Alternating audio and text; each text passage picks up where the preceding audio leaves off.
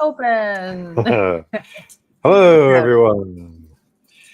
We are back with our Safe for Work show. We are few of us are non-safe for work people, so don't look us up if you're not looking for not safe for work things. But otherwise, this is the Safe for Work stream, the fun gaming thing that we are doing with the man Grim here. And we're glad to be on his channels as well. It's fantastic. We're sharing across the various channels, coming at you from lots of different places. Yeah.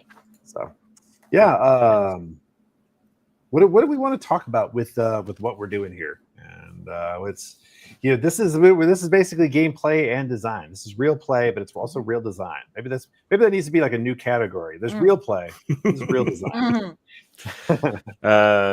Extremely early playtesting as part of the design process. Maybe alpha testing. Yeah. Yes. What comes before alpha? yeah, exactly. Development. Right? Pre-alpha. Yes. You guys are getting a you heard of alpha. This is penultimate alpha. Yeah. Oh. Because sometimes the joke, at least that we have in our you have house rules. We'll have house jokes. So one of the house jokes about penultimate that we keep coming back to over the years is that sometimes in video games, especially back in the day when they weren't the greatest at translating stuff, they would use penultimate as something greater than ultimate, but it actually means under ultimate. So it's this I don't want to explain my joke. As a word, for those who didn't. As a word, it's the penultimate word. It is a penultimate. Did you guys know that gruntled is a word? Yeah. It is being pleased. You can be gruntled. You can be gruntled. I mean, I've been talking about being whelmed all the time. I tell people that I'm feeling whelmed because it's you're really not underwhelmed or overwhelmed. Sometimes you're just whelmed. Sometimes I'm like perfectly whelmed right now. Yeah, exactly. I like that. I am gruntled to have discovered that. Yes, it's good. It's good. I'm feeling pretty gruntled myself. Yeah. So we were considering taking. And if you want to know about more about our unsafe for work stuff, that's where we're really gruntled. We do lots of things with the gruntle. There's a lot of gruntling. This is the Herc Dirk stream. The other one is that's a thing. Herc Dirk. Yeah, supposedly that's a thing. Tell me, people from UK, if that's true or not. And by UK, I mean Scotland specifically. Because that's supposedly a Scottish expression. Really? In the morning, it's the time in the morning when you don't get out of bed and you're just kind of herkling and dirkling. And then when you've done herkling your last dirkle, then you can get up and continue about your day. To me. I mean, I love a good herkle dirkle, bro. I'll herkle dirkle for an hour. Absolutely. Dilly dally, a herkle dirkle, and you end up grundled. Yeah. Born to dilly dally, forced to locked in every day.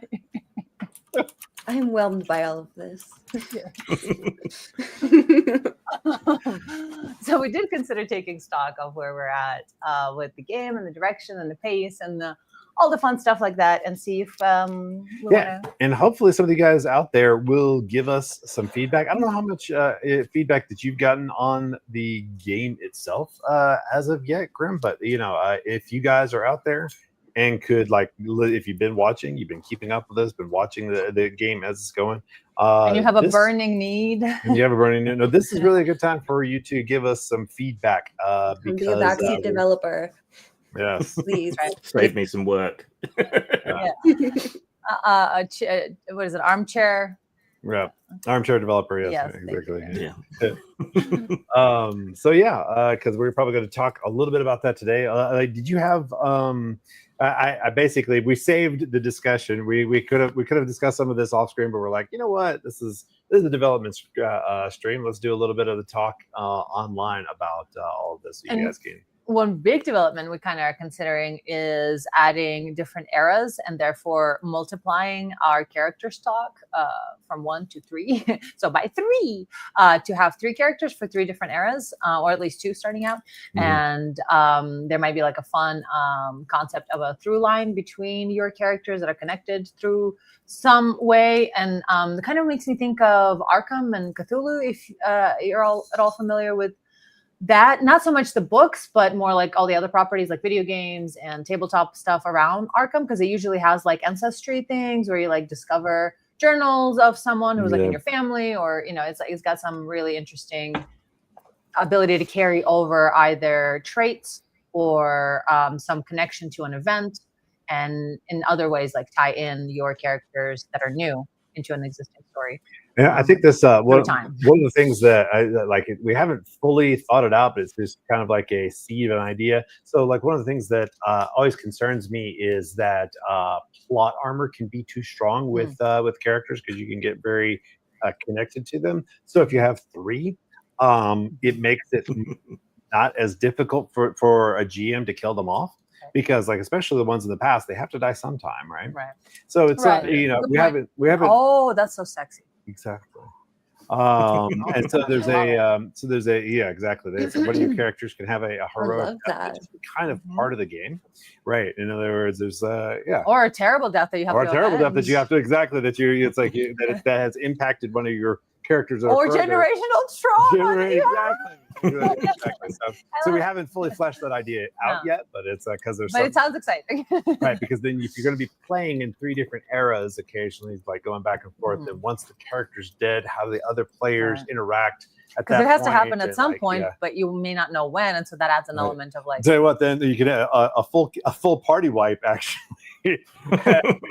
Is actually I play Kelly's daughter, who's even more fucking like suspicious of the deep state because of what happened to her mother. She's 10 times worse. Exactly. And she grew up on TikTok. She knows what's really going on. Right. So there's a few games that tackle something similar in a different way, like in Pendragon and some other medievalist games, like marrying and raising a family is important. And you can then go on and play, the progeny of your character in some way, or some other member of their family, or whatever, when they die. There are games where you can pass like experience and abilities and things onto your children that can then become your new characters. Birthright had a bit of that to it. I think in Adventurer Conqueror King, if a character dies, the other characters can throw an enormous funeral for them and blow like thousands upon thousands of gold pieces, and then that gets kind of invested into that player's new character.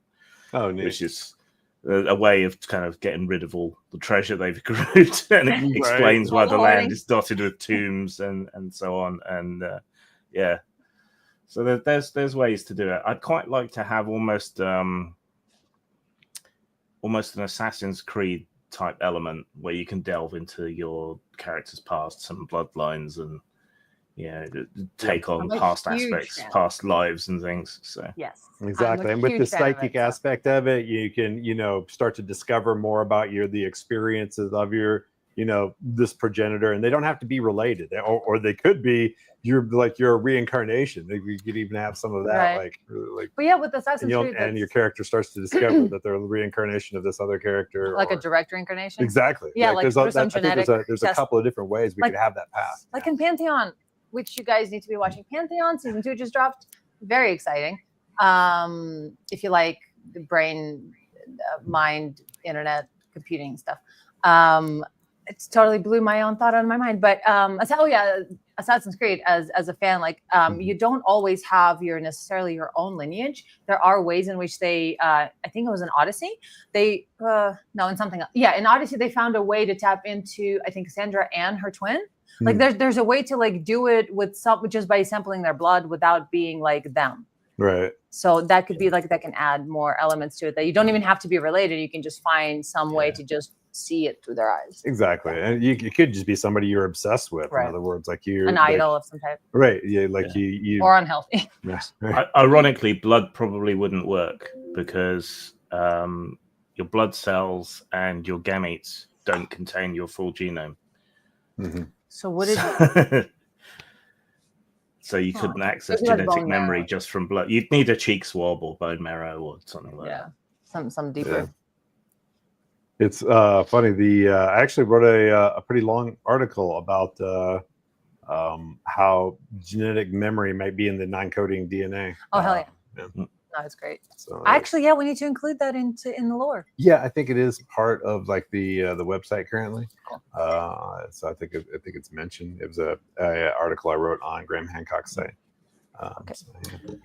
I have had some feedback from some people who watch us, and considering we're not exactly super aggressive about promoting this, that's about anything.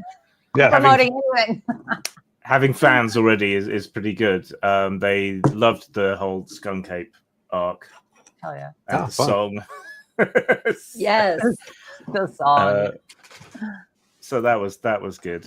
And I think we are doing something a little bit different. You know, the gaming space is a little bit stuffed with weird horror / strange investigative things, but we're taking a different line on it that seems to appeal to people. So that's cool. Yeah. Right.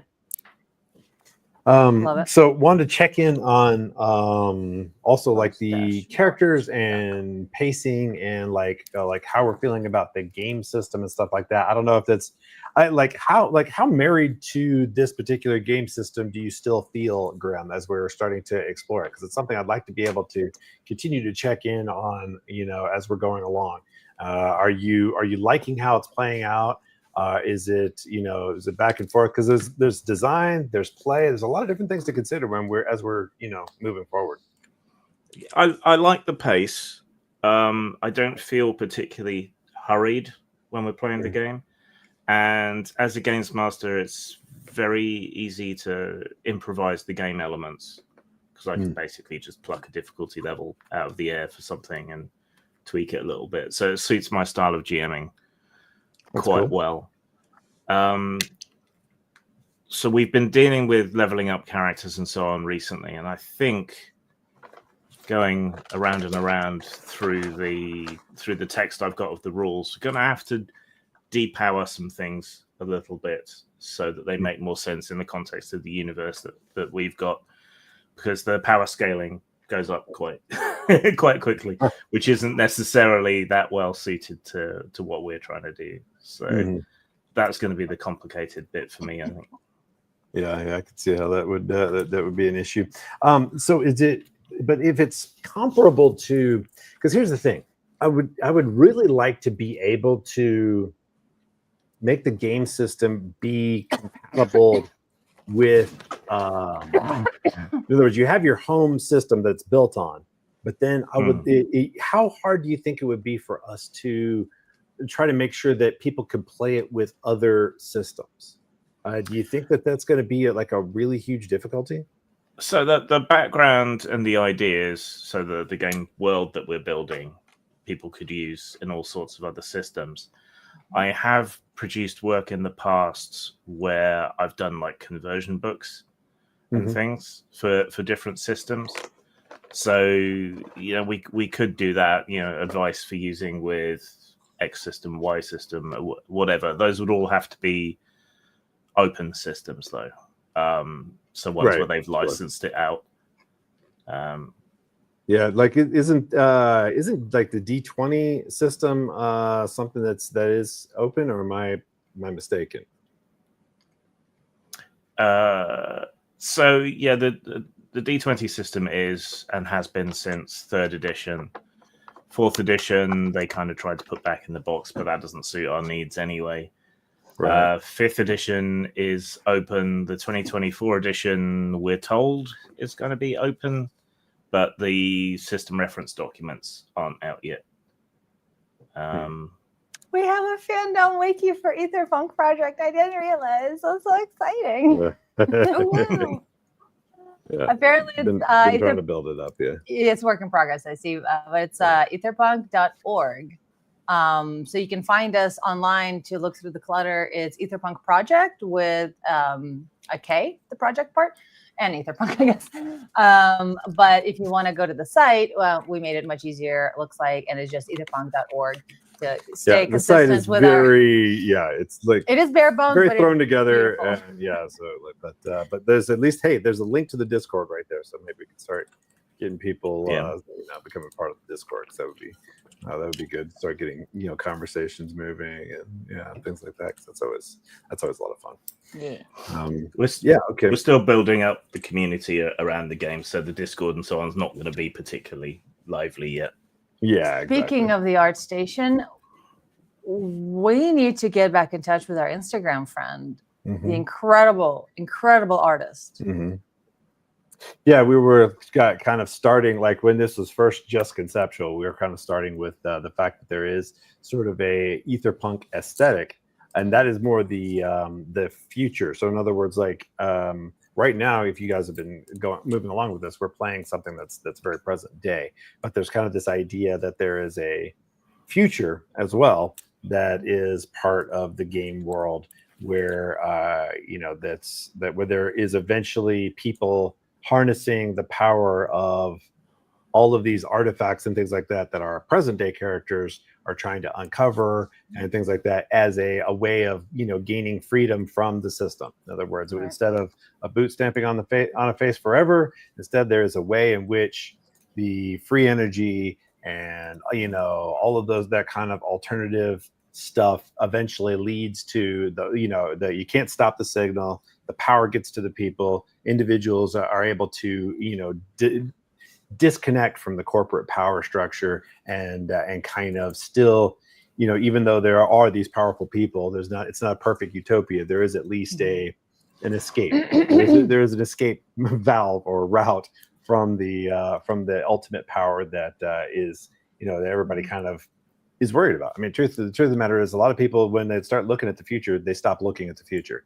Because as soon as they start getting an idea of it, it can feel like there's no hope for mankind other than a few oligarchs being in absolute power with a perfect surveillance state and technological. And the thing is that's kind of the message I was hoping that this game will get people thinking about, is that no, there is a way in which we still could escape from that. Don't lose hope, and so that's sort of the future perspective on it. And of course we got to have a past where I envision the kind of Indiana Jones sort of thing, as well as the Knights Templar finding artifacts from Atlantis and things like that as part of the past version. So that's going back to that whole thing. What were you going to say, man? The deeper part of the past would be like that there was some sort of ancient high-tech civilization that got wiped out. So if we want to go all the way back, we could create something around that. Yeah, and that's where the first couple of chapters of the book I've been working on. I need to get back to it and redo it. But yeah, that's the first couple of chapters. It's kind of based on this premise of a extreme ancient technology from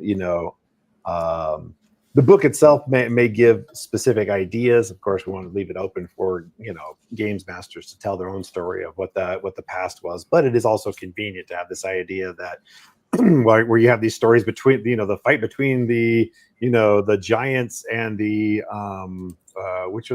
there's the frost giants and then the other the Aesir gods in Norse mythology, and then you have like the Titans versus the other gods. All of those are just stories of Atlantis versus what's the name of the other one? I've forgotten. I don't remember. There's another name for what I'm thinking of. But yeah, so there's this idea of these two civilizations fighting and things like that in the very ancient past, as part of like in the Mahabharata and all of that. And the idea is that was actually those the Vimanas, all that. That's just a cultural memory of real war that happened, and then now we've got all these religions that are retellings of that war. And so basically, there's a lot of stuff you can use as an alternative history that makes sense in a technological, ancient tech sort of world. So yeah, that's kind of where we're coming from there.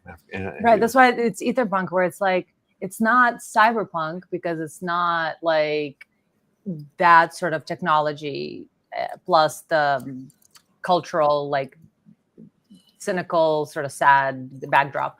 But it's not steampunk either, because that's its own cultural feel and world and values, I guess is what it is.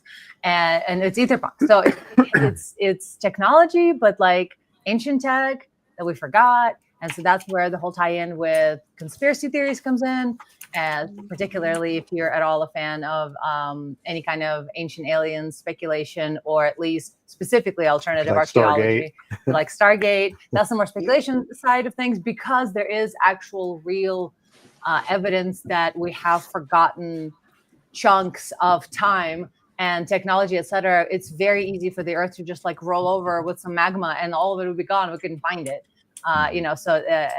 And of course that they call it branches the off. Tellurian hypothesis is one of the also where that's like millions of years ago there was a and that branches off into the idea of how that can go into how we could have left, us as humans could have left the Earth and then like went into space, and so the whole alien stuff is actually still just us. And so there's just a lot of really interesting possibilities that go into sci-fi, but it's still tied to Earth, but Earth Plus, I guess.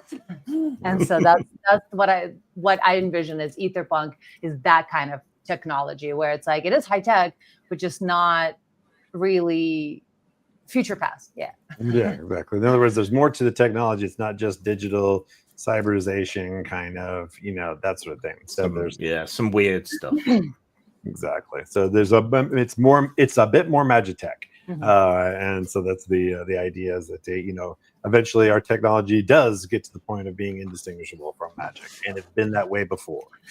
That's kind of the thing there. So going back to the game system, if we can continue to kind of try to work towards keeping that system agnostic feel, I think that would be, I don't know, I feel like that would be valuable. Because I know there's a lot of people who have their, the game systems that they're familiar with, and sometimes trying to try a new game system. I know it's been difficult, from the player side, and that's why I wanted to hear from the both of you as players, how you guys are feeling about, learning a game system.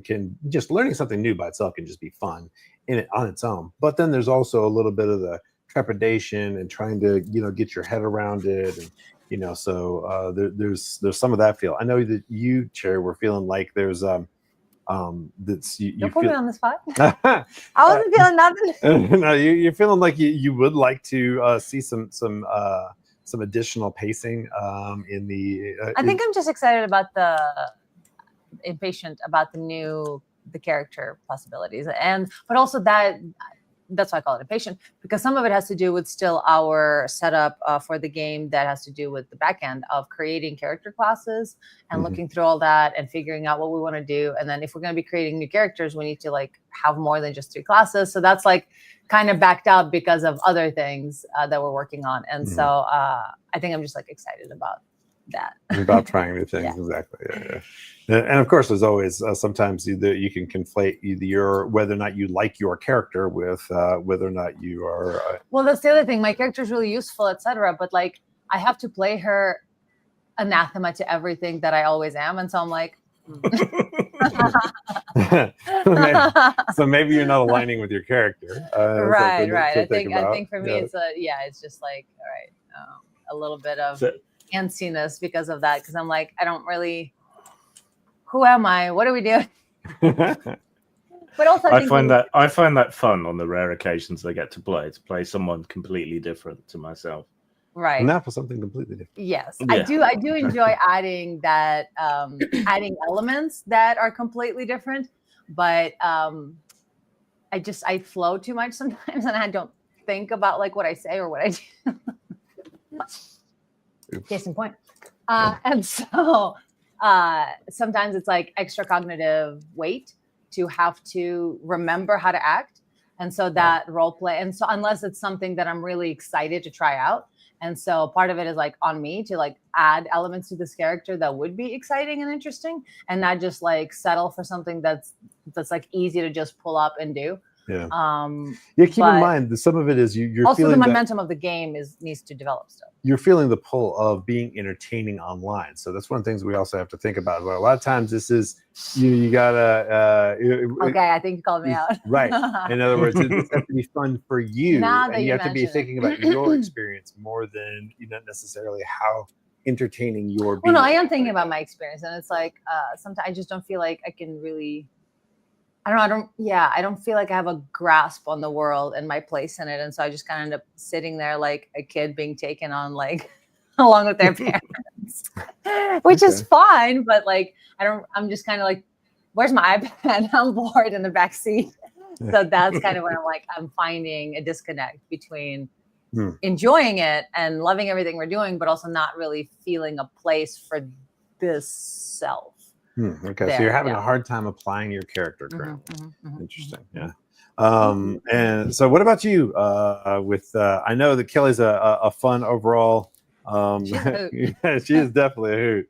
Yeah, I do have a lot of fun playing the character. I think my only thing is like every time I pull up my character sheet and I see I got a sick ass crossbow, I'm like. Like I know, like I understand. Listen, like I know this is like the new D&D player thing. Like I want to smash everything all the time, but like I understand the value of the nature of this game, like all the mechanics where we get to use all these other rich and diverse skills to interact with the world around us. But like I want to shoot something, man. I want to shoot stuff more often, just a little bit, just like a little bit more combat situations. I just want to take out a guard or two, man. Just so we can get into somewhere stealthy. Like, duly noted. So maybe what we could do is kind of have an element. So yeah, there is a bit of the piece of the present paradigm that is. But maybe like adding combat scenarios. Maybe the idea. Maybe we need to add to the game that there is a secret war at all times that's really actually happening. Well, I mean, I figured there would be because and it's just hidden from view. Right, because of my character, for instance, being a part of the remote viewing thing. It's like obviously that could be between like CIA or other. It's a CIA that does remote viewing, but in our game, it's like a 3-letter acronym agency, TLA agency. So in that regard, do we have countries fighting against each other, or can we perhaps make it something greater, right? Yeah. Like the under Earth people. One of the things, So we can have Midgard, which is Earth, and then we can have. So yeah, that's already there are kind of. I already have factions, in the book stuff. The lore. And so there's some of that, and then I can talk with Grim more about how we might have a bit more warring factions, and then let's write a gazetteer. Let's have our first because I love gazetteers, the way the Grim designs them, and the fact that when I first saw that we had our tabletopless game, and this was like a year and a half after starting it and playing it just for fun, as in like, hey, here's an idea. I love D&D. I have sex worker friends. Let me put on a show. And then with Grim joining in, it became like a thing, like a real thing. We're like doing Critical Hole now. Right. It's for reals now. So I lost my train of thought because I got excited about the past. You're so cute. What was I talking about? I'm sorry, I distracted you even worse. You did. No. When we started playing, we could do an introductory gazetteer. Yeah. Thank you so much for reminding me of what we're talking about. We started playing it for real, but it didn't really hit home because I was still just like playing the game and having fun and doing my camping thing, right? Just with a group of people. And then I saw the gazetteer, the first one. And I was like, our internet sex game, whatever web show, is an actual like pen and paper D&D like asset. And that just, I'm so happy about the existence of that. And I forever thank Grim for creating those and that being a thing at all. So doing something like that for Aetherpunk would be really cool. I think simply from what we're talking about right now, from that perspective of outlining the world to help us and our audience to know sort of what the world even is like. So we'll have the factions and so perhaps what is Ether like? So perhaps painting this reality a bit darker. Well, it is pretty dark in reality, but a bit darker, like more conspiratorial. Like in other words, like for instance, you could take, the so like the guy who blew up that Cybertruck. He was a Green Beret who knew about UAPs and like said stuff about UAPs and like so he was just taken out. He was part of the war. In other words, you paint that as part of this secret war where there's always some bullshit cover story. That the media tells to tie in recent events. And like for instance, and then there's the guy who's the the pilot that was. He's not a pilot. He was a what's it called? He was he was an aerospace engineer that worked on low observables at General Atomics, who disappeared in his plane, and they still like haven't, you know. Stop looking at me. Sorry. Okay.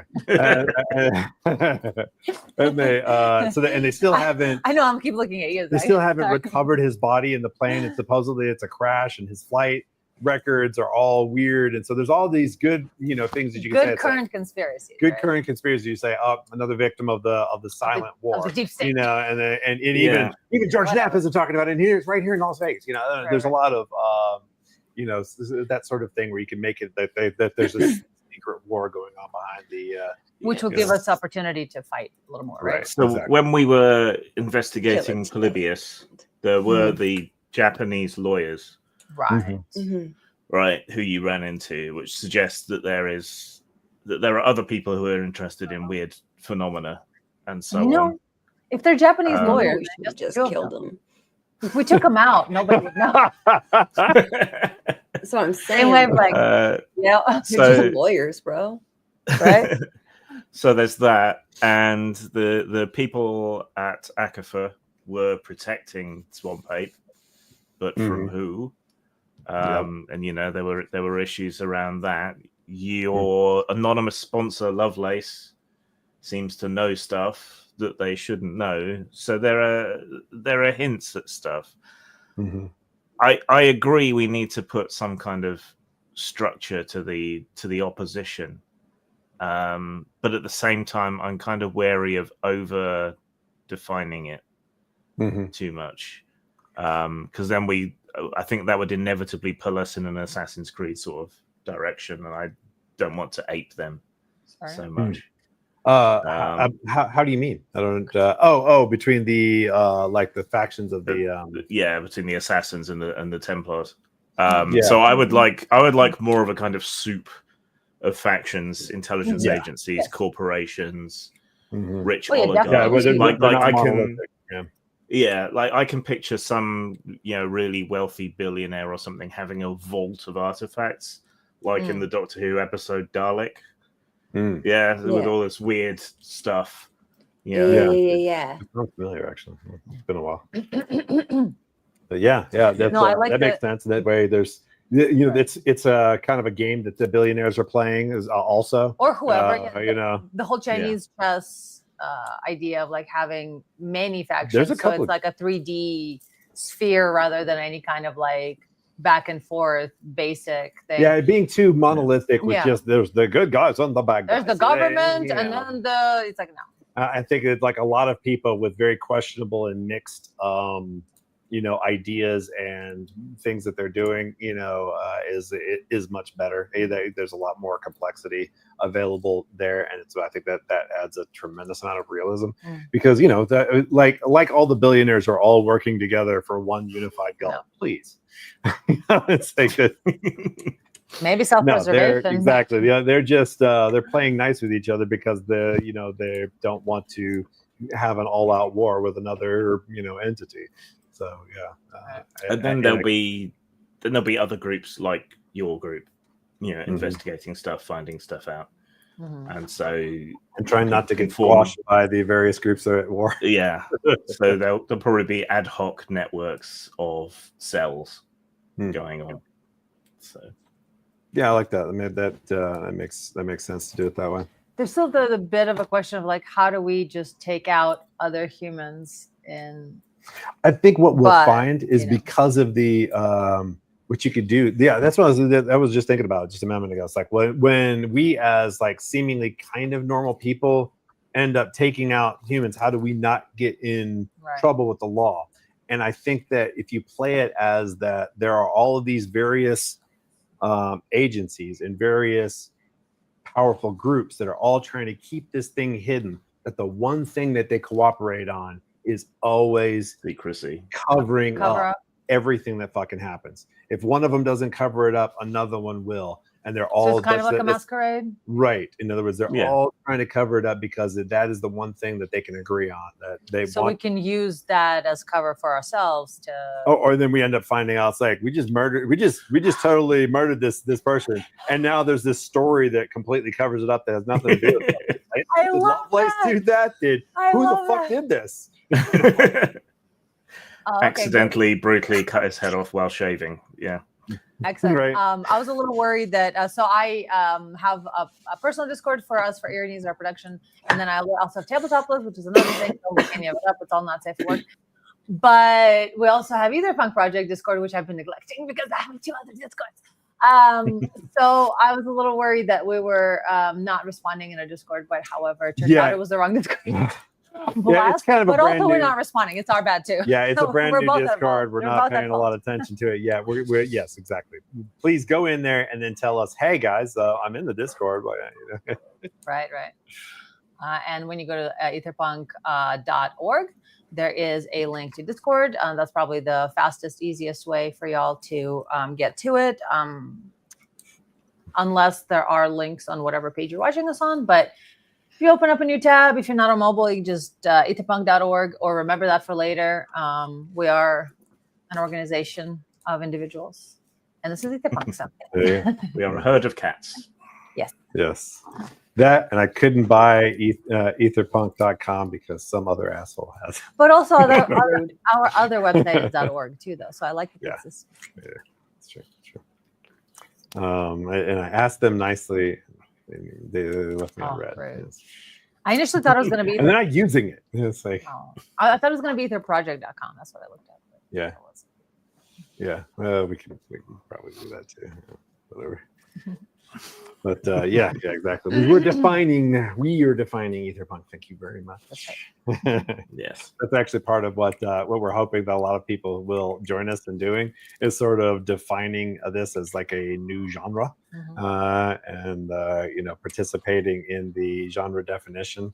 And so we create a framework that people can work with, and everybody else can start to flesh it out. That's a lot of fun, having a sort of a communal development of things. Is something I've sort of that's kind of the vision of the future, right? Like these communities building the future, and so it'd be fun if the communities are also building the game to a certain extent. Yeah, right. Because you know what, you bring up something interesting, because we kind of can return back to communities in the way, which I feel like a lot of us who are like more progressive and liberal, we find ourselves in need, or we find society in need of walkable cities, local gardens, community-oriented small business, just like very local-based stuff, which is kind of returning back to tribalism, but in like a healthy, civilized way. That's something that the left or right, a lot, most everybody agrees on. Right, and the interesting tie into that, of course, right, and on the more conservative side, which I'm not saying Republican, saying conservative is very different. On the more conservative side of things, people like, small towns where everyone knows your name, that sort of church community where, you have local communities, social, smaller businesses. Yeah. And you have a social bond where like your local car salesman's not going to sell you a lemon because you know where he lives, and you see each other on Sunday, etc. So this, like, we understand the need to return to tribalism, but like in a healthy, civilized, interconnected way. And of course, the opposite of that would be globalism, which is any sort of conspiracy theorist will say that's bad. And so, because the reason is you got these, and it's true, these hyper elite who do not give a flying fuck about millions of people dying or suffering. They just don't care. It's like, you don't want people with power over millions who do not connect with them, and even in the slightest, or have any concern or connection to them. That's the reason. That's I think that's one of the biggest reasons why people want to reduce that kind of large global, sort of thing, is to make sure people are still connected with the people that they might have power over. So whatever you're saying about the game, that we're like making it more smaller scale in that regard, that's like, you're talking about the different factions, or are you talking about what we said right before, that what spurred me on to talk about this, so that's kind of like, in a way that feels like going back to go to smaller communities and tribes, or not tribes. I don't like using that word for the connotation, but going back to smaller communities. But on the other hand, to me, I see that as a vision of the future, because both left and right, the progressive and otherwise, best way of doing things is to have integrated, diverse, small communities that where people work together. And how about believing in it that there is a best of both worlds, and that people don't have to be enemies? Yeah, it's like we can actually work together towards the future that we agree on. Right. I like that idea.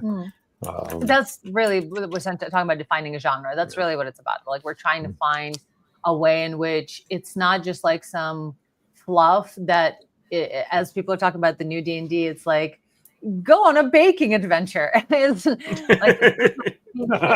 right? It doesn't have to be like Care Bear, toothless, purposeless stuff for it to be positive. Yeah, exactly. Yeah, struggle can be positive. Yeah. Cool. So it seems like we've hit on some. And we're gonna have a gazetteer. We're gonna define our world points, some things that we'd like to do. Let me note down some of this stuff we've talked about, so I don't forget it, which I want to do, unfortunately. So I have a brain made of cheese. I feel that feel. Happens to all of us in time. I forgot what I was talking about twice now, but I blame the weed. Yeah, I was gonna say I was kind of just born like this, but I know to most people it happens in time. Yep. You kids and your functional brains. Hey, they were calling me the absent-minded professor when I was like 10. You have deep knowledge about everything, but then like you don't remember someone's name or like something really silly. But it's always like something topical that you don't remember. Yeah. No, like, literally, the whole reason that I got married is so that I have someone who I can be like, oh shit, I just remembered a thing. Let me just send this to them before I forget that it exists again. Okay, cool. And then later that night, they're like, hey, you texted me about this. And I'm like, yes, God, yes, let's take action. Call that an external memory storage. Exactly. Oh my God. That's exactly what we're talking about. Like, yeah, we're external memory for each other. Yeah. No, I use placement of objects a whole lot, and then she deletes. And then I memories. randomize it. And she goes around deleting my memory. You mean cleaning up? Tidying up? You mean changing the locations of things randomly? No, I don't you understand? I find an optimal place for it. Yes, I know. It's true. It is the very best. The very best place. Nobody remembers. The newest very, very best. So speaking of the communities thing, we have already invented rules for base building and community building, which we've already started doing with Kelly Bunker. I need a good name for that, because I don't want to call them like Galt's after Galt's Gulch, because I don't want to invoke Ayn Rand. That doesn't seem like it fits really. So I need to come up with some other name, something. So you're saying like small communities? I didn't quite follow what you were saying. Yeah. So the idea of the kind of base and community construction rules that we've added is that you kind of live in your own community where you bring these new technologies and things together, sort of under the radar. And of course, in Rand's work, Galt's Gulch is this town where he's got all this, technology that he's hoarding for himself and so on. Yeah, I kind of want to evoke the spirit of that without evoking Randian Randian ideas. So there's a lot of ideas that are not that are basically little groups of people working together to build up a community, and everybody kind of benefiting for what they bring together. That's I think commune would trigger people in the same way, but opposite. Exactly. Yeah, you can't do that either. That's a good point. Maybe we'll have to create a neologism for that or something. Yeah. Or look for like other cultures' words or something that vibes well. You use tribe. I mean, it's like like I think a lot of people have used tribe in a fairly positive manner. Right, finding my tribe kind of thing. Right. So That was an old social network. Was Tribes, which I used to be on. Yep. There was also a game, Tribes. So. Maybe a kibbutz, though that'd probably trigger a whole other set of people. Yep, exactly. Well, we should figure it out. We workshop it. Right. We need to workshop the word for community building. So that it doesn't trigger anybody. Right. It's like, don't think about it in any of these ways. It's just what humans like to do to get together and help each other in a smaller word. Yes. Babylon 5. Do an acronym of that and see if it spells anything. What humans like to do. WHL is already the problem. AHS, acronomic human settlement. Yes. Settlement. Settlement. Yeah. Well, that has implications of colonialism. That'll trigger somebody. And also like what's the word? Frontier kind of. Frontier fields as well. Like Western. Yep. Which is not the vibes. Settlers. Not the vibes. Homesteaders. Wait, isn't there some are you guys ready to build your unincorporated township? Oh. All right, ChatGPT, give me all synonyms to unincorporated township. In my notes, why do I have the phrase Pop-Tarts are equivalent to souls? From what game is it? I don't. Presumably from this one, because it's in my Aetherpunk notes. That's probably a tangent we went off on months ago. Love it. Souls. Woo, yeah, that's a good one. Is that why because of the Pop-Tarts versus toaster strudels? I think we were talking about Pop-Tarts and toaster strudels. And then you need to like toast them? Or was it about the Pop-Tart Super Bowl where thare running around and like they want to be eaten alive? I don't know. And the sentience and how fucked up that is? Yeah. Wait, what are you talking about? Is that Super Bowl? Okay, so that wasn't it. No, it was the Pop-Tart Bowl.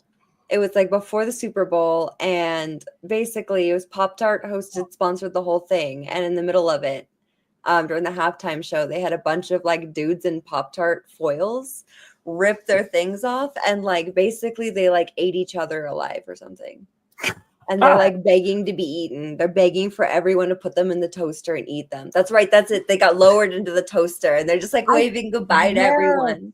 So it's it was bizarre. It was bizarre, and I loved it. Boar is a big thing now, so maybe it's Pop-Tarts are the dark souls of breakfast. Yeah, I don't know. Because they get super hot in the middle. I don't know. They're very dry too.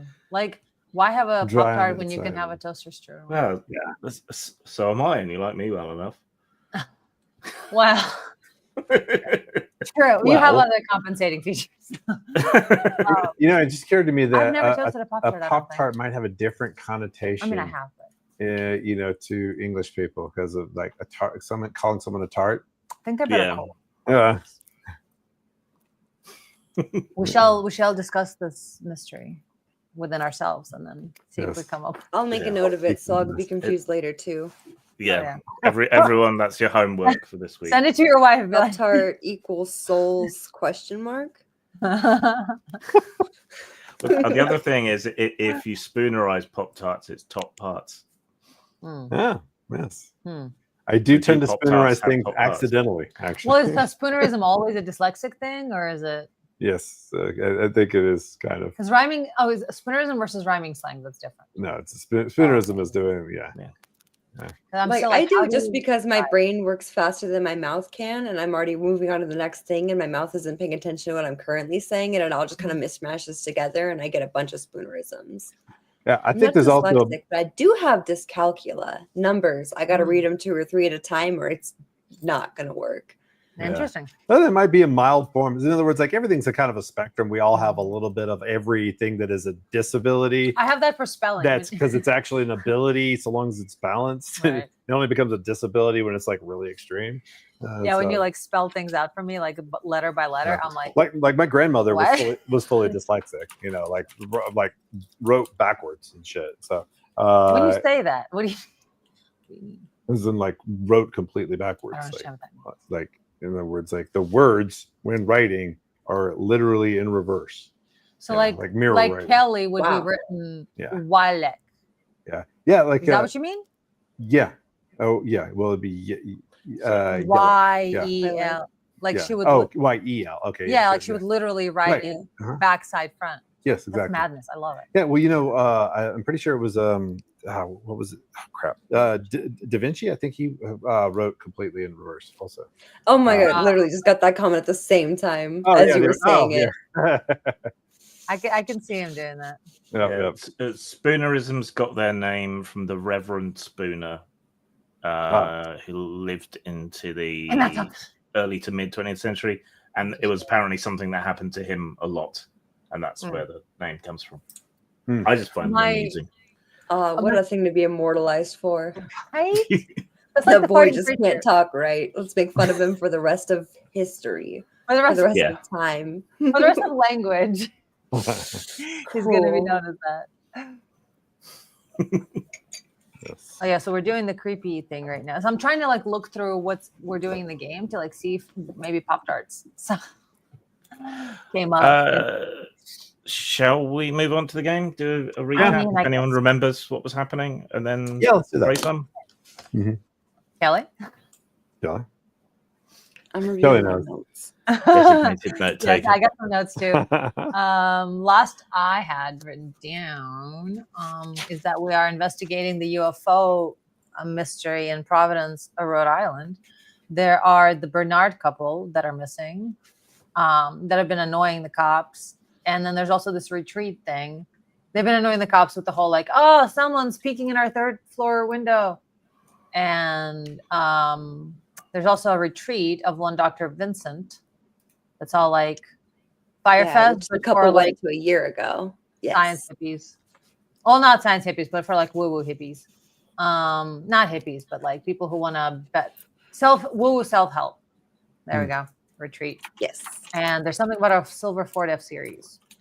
Yeah. New Age Healing Center. Yes. The couple drove the F series truck. Which also went missing, and we were hoping to see the truck upon arrival, and we didn't. Gotcha. And so now we're at the retreat 1 year later, kind of like inquiring about them. We ran into Haley. She runs the retreat at the. Sorry,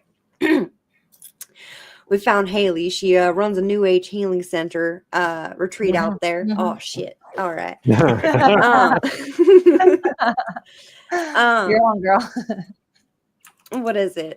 We managed to worm our way in there. We ended up in the same rooms as they were staying in. They had a bunch of rooms available. A lot of people did not show up to this year's retreat. Haley was expecting a lot of people, and I believe only one other couple showed up. Yeah. Haley's got a daughter, Maddie. Little thing to run around, real skittish, you know, the type. No other kids there, but the other couple that showed up was Jose and Delilah. Let's see, what did Jose say? Right. Jose said critters abducted him and planted something in his tooth. And he saw. Oh, that's right. There's a lot of contention over what these guys look like and the different kinds of aliens out there. And he said he was abducted by Nordic aliens, 6'5" Aryan type fellas. You know the look. What is it? But I believe the Bernard couple that went missing were reporting little gray men. I could be mistaken on that. But yeah, so we wander about the property. We don't see too much. Oh wait, no, we did find something. What was it? Trail through the forest. Yeah, we found a big old sludge patch. Ferns disintegrated and turned into sticky sludge when touched. An ovular depression in the ground. Suspicious. Right. And upon investigating around the cabin, we found a drawing of an alien, presumably by Maddie. What is it? J-Rod went out and flirted with Haley. They got the little mood going. And while she was distracted, me and Ollie went and had a little chit-chat with Maddie. Real sweet girl. Absolutely charming. It turns out she was just drawing things from her memory, or not from memory, but from imagination. She didn't see no aliens. We really felt something there, but But at one point, Ollie reached out with her premonition skill, kind of connected with her mind, and apparently most people don't really notice when that's happening, but in that moment, Maddie locked eyes with Ollie and ran over and gave her a big hug. So Ollie deducted that she sensed a sense of deep loneliness in her. And that connection just immediately clicked them together. But there's also a sense of psychic sensitivity, perhaps. So these drawings from imagination might have a little bit more to them than we're seeing on the surface. And what else? Oh, yes. And to get into the retreat, I made the mistake of saying that I had been abducted and I was looking to do some soul searching, recover some memories. Then they went and put me on the spot with this whole regression memory thing. And oh boy, howdy, that was intense. I faked it to high hell. I think they bought every minute of it. They were eating it up. I was having a whole moment. My head was like, and then no, but at the end though, did something especially strange happen at the end? I don't think I got notes on that. I don't remember what happened past there. At the meeting, I was making it feel good. At the memory reading thing, right? Right. I don't remember. So Maddie, that's funny because we've been watching Pantheon. Maddie's in Pantheon. Yeah, right? Her full name is Madison, I think. But, yeah. Interesting. Never ignore synchronicity. Yeah. Oh, we're balls deep in synchronicity usually. My God, sometimes there's just so many of them. You're like, okay, I get it. Jesus, enough. Give it a rest, universe. I heard you the first 3 times. My God. We keep that a little on the DL there, Quest Ion. There's still a meeting of worlds that you're aware of that nobody else is. Oh, I see now. Yep. That tooth comment makes more sense now. Yeah. All right. So I think we'd done the hypnotic regression. I think we'd finished that. I think that's roughly where we were. What did Kelly was she actually hypnotized, or did she have to fake all of that? What was the deal with that? Oh, I feel like I faked every minute of it. But I feel like I remember something strange happening at the end that I wasn't aware of, that I was not in control of, but I might be making that up. I have a tendency to do that. I think you had some brief flashbacks to when you absorbed that metal stuff. Oh, all right. That would make sense. If not, that would make the most sense. So we'll go with that. Let's do it. A brief. And did we leave Maddie alone, or how are we still talking to her? Where did we? Yeah, I'm not sure where we left off. She was, we left her, and then everyone gathered around for my regression therapy. Yeah. All right. So yeah, the therapy comes to its natural end, and she brings you out of your hypnosis and holds your arm and says, are you okay? Do you need a moment? Oh, yeah. Oh, I really took it out of me. I think I need some water, maybe a blanket. Do you got one of the heavy blankets? I need yes, we have weighted blankets. She fetches some vaguely tribal-looking blanket with all kinds of tassels hanging off it, with a weighted layer underneath, and wraps it around you. Offers you a bottle of still water and another bottle of fizzy water. Thank you. Does anyone else have anything they want to explore? Jose, buddy, you're up. He says, "I've been through this, several times before. We haven't really turned up anything else. Now, my regular therapist says I'm just manifesting some sort of fear of white people or something. I'm not sure. I mean, I wouldn't blame you, but I feel like it's a little dismissive. It is a little, they won't take this kind of stuff seriously, which is why I have to come here. So I'm the only one brave enough to step up tonight, huh? Embarrassing.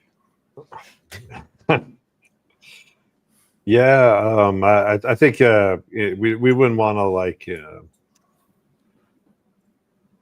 pollute this great experience, because we kind of just want to share it with you, and so I think that's where I'm at. This has been something I want to process.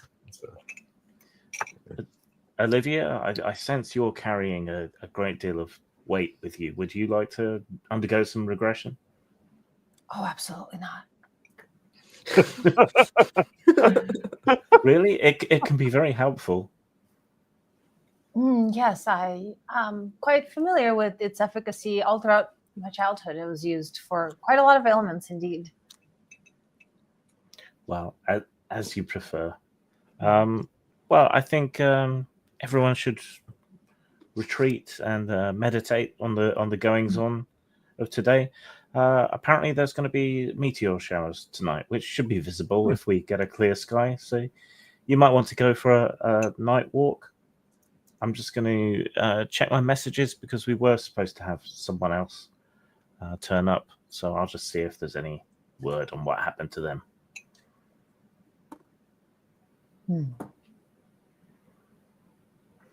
All right. Dodge that bullet. Wait, did I say that out loud? Jared wouldn't. So you're left alone.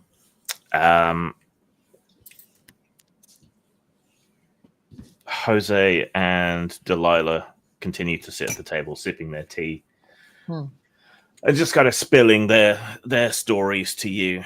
So yeah, Jose thinks he was abducted some years ago from a work site he was working on, had his tooth replaced, so he says.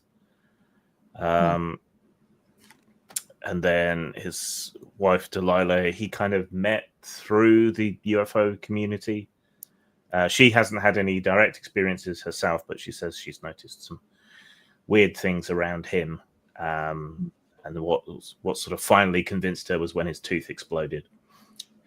Okay, that's Just like pop, or when you were eating something. Wait, did it like kaboom? Was there like shrapnel? Yeah, he opens his mouth wide and sort of pulls back his cheek, and you can see there's a gap where he's missing one of the teeth close to the back, and there's quite a lot of scarring on the inside of his cheek on the right hand side. Oh shit! Oh, so that literally his teeth aren't great. Yeah, but so you're saying it exploded like kapow? Yeah, it went bang. Oh wow, that's unique. Lucky to be alive. God damn. Yeah. Can't imagine what the emergency dentist said. It's I was going to have it extracted and then send it to someone I met on Reddit to have it examined. But it went bang before we could do that. So I got to get on that there Reddit machine. Some interesting fellas on there. Was it getting what was going on when this happened? Was it just like you were eating dinner, or was it you getting an X-ray, or was there, what was? I was working out in my garage, and it went bang. Just I was having trouble with my teeth anyway. Ever since it got implanted by the aliens, it wasn't right. I had a lot of toothache and issues. So whatever they did, it wasn't done right. There was something off about it.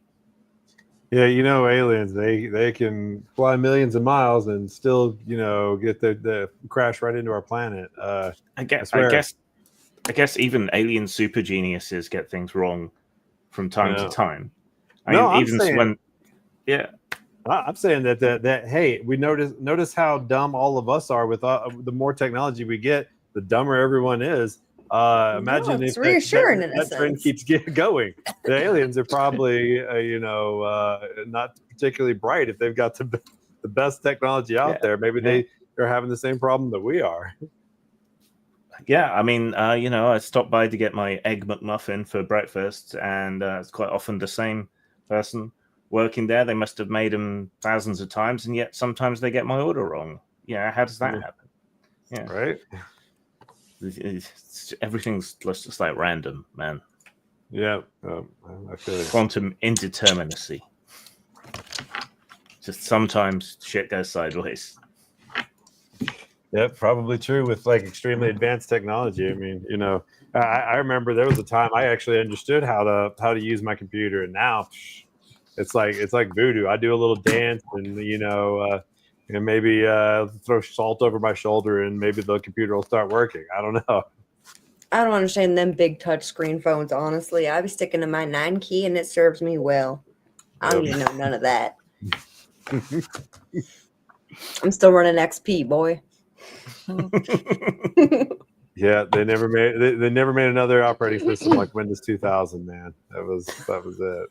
Was it 2099? It was 2000. 3.1. That's the good stuff. XP users actually still account for about 0.5% of all Microsoft software in use. Wow. Yep. It's kind of amazing, honestly. If it ain't broke, don't fix it. Yeah. I wish that they'd just rebuild everything from 2000. Seriously, I was like, start over, guys. Is there anything else you want to do or talk to any of the people in the house about, or do you want to wait and go out and see the sparklies in the sky? Or okay, so one of the should things, stay up for the meteor shower. Yeah. We did find the weird patch of goo, right? So in other words, going back to like memories of what recently happened for our characters, there's the weird goo patch where it looks like that, like it got just footprints aged. in the mud, is it not? No, there was a whole a circle like it had been, and it was like stuff had decayed or something, I think. Yeah, it was like a big egg had left a depression in the ground, and all of the ferns and stuff around it had kind of broken down at the cellular level into sort of goo. Right. So, the either it was like massive radiation or, who knows, something weird happened.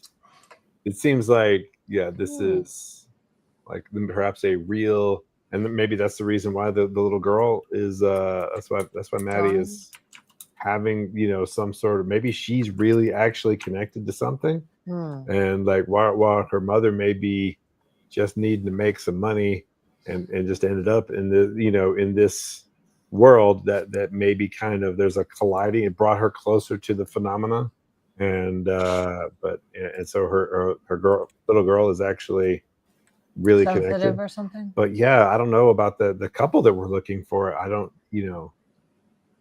that where fucking search me, man. Right. Yeah, I have no idea. Kelly, you got any hunches? I mean, not really at this point. I feel like we got a lot more poking around to do, maybe explore a little bit more. I believe Maddie told us about some special spot on the trail she likes to go to. We wanted to check out as well. Well, see, what I'm thinking too is that, Lovelace didn't really say what we're supposed to be doing here or why. It was just kind of a breadcrumb trail, And so maybe we're not really here to find a couple as much more as to like get abreast of the situation, the greater situation that is happening. So maybe we should just keep investigating everything and not really just pursue other leads for a minute and then see what comes up about this couple, because we're not cops, So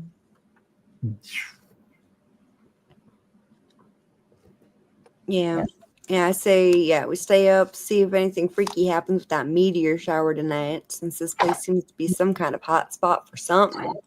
Maybe tomorrow we go and see if Maddie wants to go on a little hike. I gotta delete it. I see. Oh, I see. Yes. My bad. Please be careful.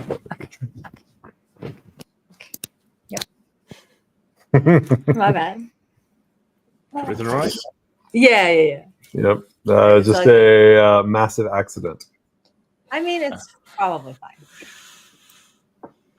It's probably fine. Yeah, I thought it Just was breaking isolated, but it's Yeah, it needs to be. It should be Yeah, isolated somehow.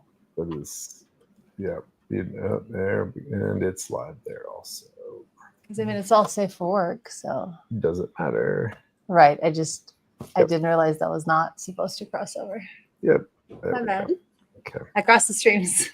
Yep. We should be okay because you can just go in and delete it from both sources. Right.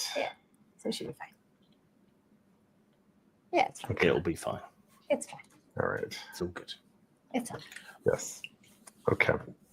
Sorry. Oopsie daisies. Yep. Okay then.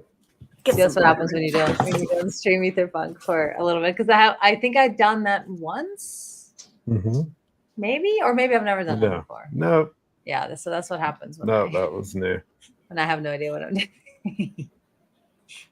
Yes. I was wondering what was happening there. That's like I was like, that's really weird. How is that happening? I see. Why is that happening? I see. Yeah, that's like I don't understand how this is happening. I see. Yes. I see. Yep.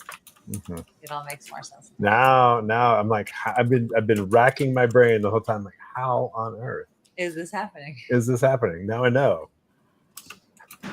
It's a munchkin. Yes. Okay. I do have to. More like a gremlin, I think. Yes. All Gremlin, right. you think I'm gremlin? All right, I'll take it. I'm usually a munchkin, but then you water and feed me after midnight, and I become a gremlin.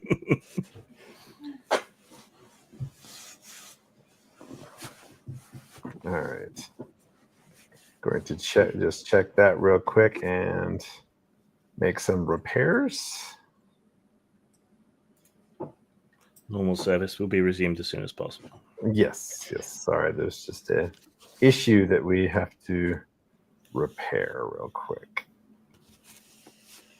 It's all right. Gives me a moment to look something up. Yes.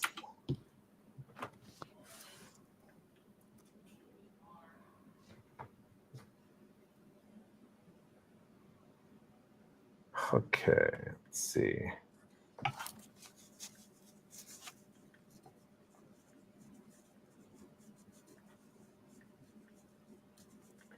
And check this. Yeah.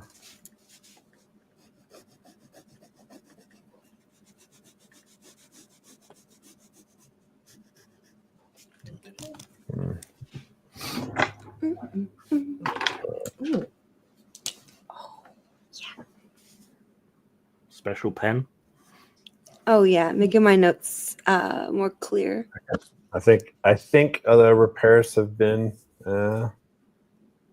some damage can't be undone, but that is those repairs have been made. Okay. Is it really damage or is it a surface blow? Is it a glancing blow? It's a glancing blow. All right. Went right through it. It'll be fine. Went Yep. straight through. Your anime pro tag is going, is that all you got?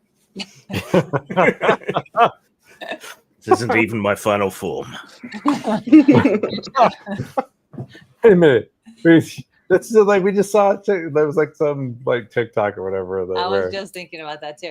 I wonder. I liked it and sent it to you, and I wonder if it came up on Xander's because he shared that in his story, and I'm like, bro, I literally just sent this to Daddy. We were just watching this 3 seconds ago, and it's this white guy with great control of Japanese, and he's like, look, I went to Japan, and I thought it'd be really easy to like talk to them because I watched so much anime. Over like 20 years, I've been watching anime, but I realized that I literally can't talk to anyone about anything other than if maybe they killed my whole family with an energy blast or something, and then I can say, oh my, your power is strong.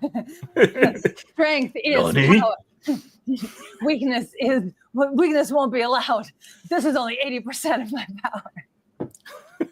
can say that.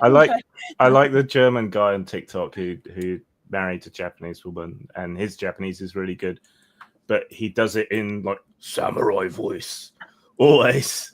So this breakfast, it's so good. I have the strength to kill 10,000 men. Things like that. Oh my God. Listen, let me tell you, I don't know very much Spanish at all, but I learned that I can trick people into thinking I'm good at Spanish because I do everything in the Telemundo, the guy who announces like the next show that's coming up. And it's like, estoy baratona. You And, have like, to I just do that cultural voice. accent. No, it's Yeah, big so I part. pick You it have up. And so they come into chat and I'm like, no hablo español, señor. Lo siento. And And they're they're like, like, no. no, I think you do. Like, no. Yeah. I love it. Apparently you can get quite a long way in Japan just saying English words, but in a Japanese accent. Ah. I can see Makes that. sense. Yeah. Because there's a lot of Anglo words that have ended up there, but then they Japonify them. Right. Yeah. There was like, I forget what it was. I think it was McDonald's or something, or cheeseburger. And they're like, cheeseburger. And they're like, what? Cheeseburger. And they're like, what? Cheeseburger. Oh, yeah. Here you go. It's like, it really is like that. Deska. Oh, I love it. Yeah, good times. All right. Anyway, so yeah, you want to wander outside and look at the pretty lights in the sky. Yeah. Yes. Okay. Always. Anyone got a telescope? We do. Really? Is it in the garage? Where is it at? She has some binoculars you can borrow. Where is our telescope? It's in the garage. We need to pull it out I agree. and go out in the desert / mountains / places. Ooh, yes. Star date. Do it. Yeah. We will. We should. It's been a while. Last time was the full moon, I I think. showed you Saturn's rings, right? Mm-mm. I'm pretty sure I did. It's just been a long time. That just means you have to show her again. Yeah. And again and again. And again. Great. Oh, baby, Saturn. show me Saturn's ring. Saturn, the glorious goatsy of the night sky. Theoretically, the rings just disappeared because of our angle. So That's the what rings say. are exactly right on the plane with us, so you can't see them. That just happened where it's so. In other words, right now, if you saw Saturn, you wouldn't really be able to make out the ring, except with like a really high powered telescope. Crazy. I literally have sticky notes that have all of the major celestial events happening this year, and there's a lot of really cool ones. One of them, a couple of them involve the planets aligning in a really sick way. Take a screenshot. There's another fairly massive alignment that's supposed to. Oh shit! Oh, the but- 28th. It just happened. I gotta look at these more often. Yeah, exactly. Yeah. This happened just yesterday. God damn it. Fuck. We missed something too. Oh, the auroras. There was like twice that you could soar to see the lights a little bit. I know. And I found out like 4 hours after. Like Both times. Kills me. Absolutely fucking kills me. We can't talk about that. I don't know. Being able to see the auroras this far south, man. Well, that just means the truth of the matter is there's been so much solar activity. We might still get more of that over the coming year, along with losing all the satellites and technology all at once. What about the comet coming? Because of a Carrington class event from the solar storms. I don't know what that is.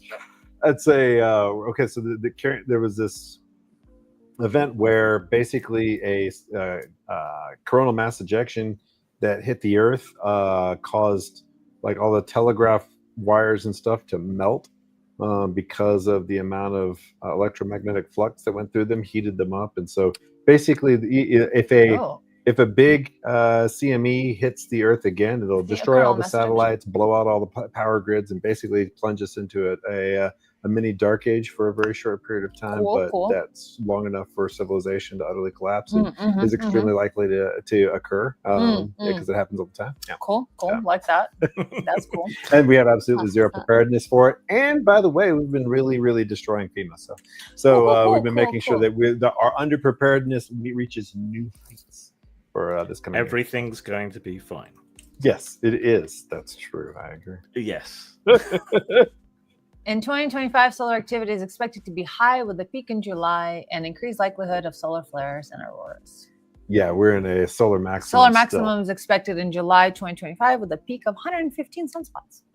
It'll be fine. There'll be a massive coronal mass ejection, and there'll be problems, but it'll knock that meteorite off course, so it won't hit us. Exactly. And it will mess That'll be with all the hot. electromagnetism so much that all the birds with bird flu will just fly out into the ocean and die, and we'll all be fine. Yes. And Yeah, we exactly. will not have another Spanish death.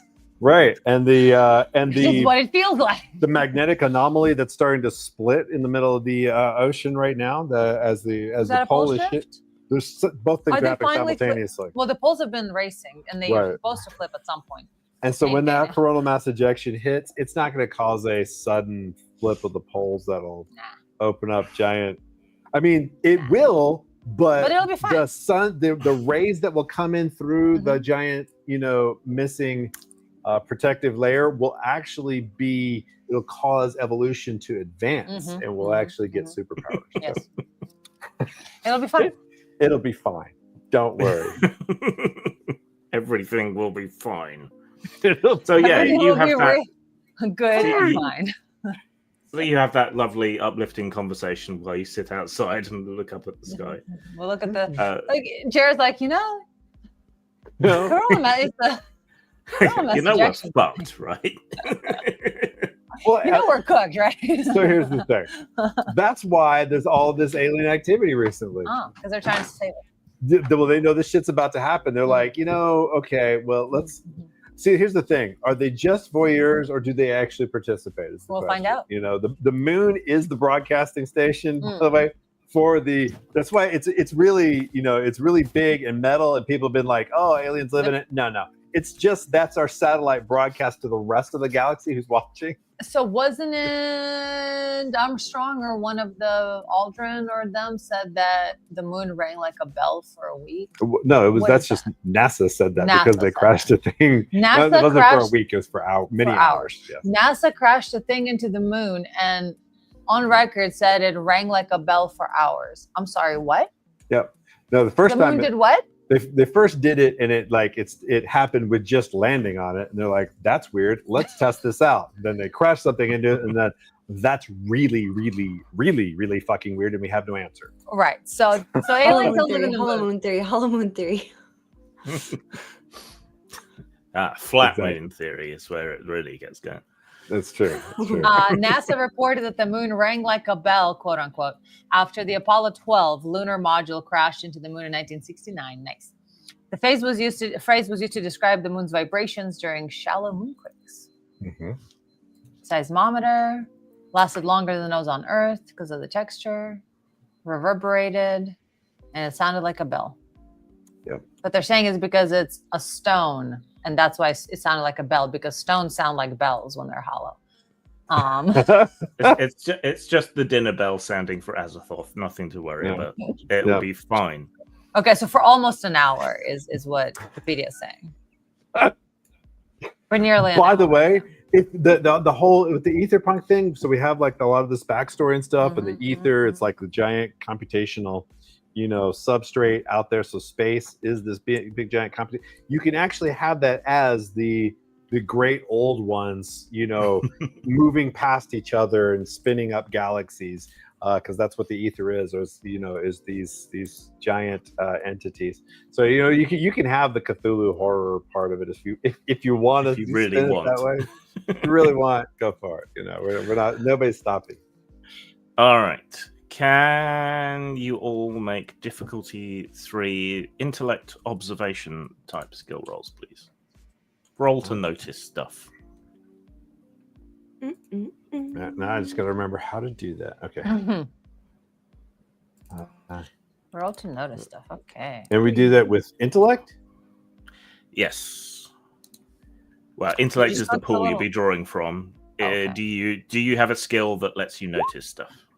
I have negative skill to let me see. My skill has a negative on it. And then what would that be? That would be So what's the difficulty? skills. 3. Difficulty is 3. Thank you. All right, social interaction. I don't think I have No, anything I'm not other going to spend than. any effort because I'm distracted. Let's see. With an edge of 2, it's only going to cost me 1 point to spend to gain a point of effort, right? Yeah. I'm gonna do that. Only 1 Okey-doke. point. And then, so I'll make a roll. Difficulty 3. So do I put in the difficulty and then put in, but that I put in, forget how it works on here. So I'm gonna just say, yeah, oh, effort to roll. Okay, 1. There we go. That's But me if you testing on spend an effort, NPC. Right. Yeah, if you I spend did spend effort. Right, Yeah. gotcha, gotcha. Yeah.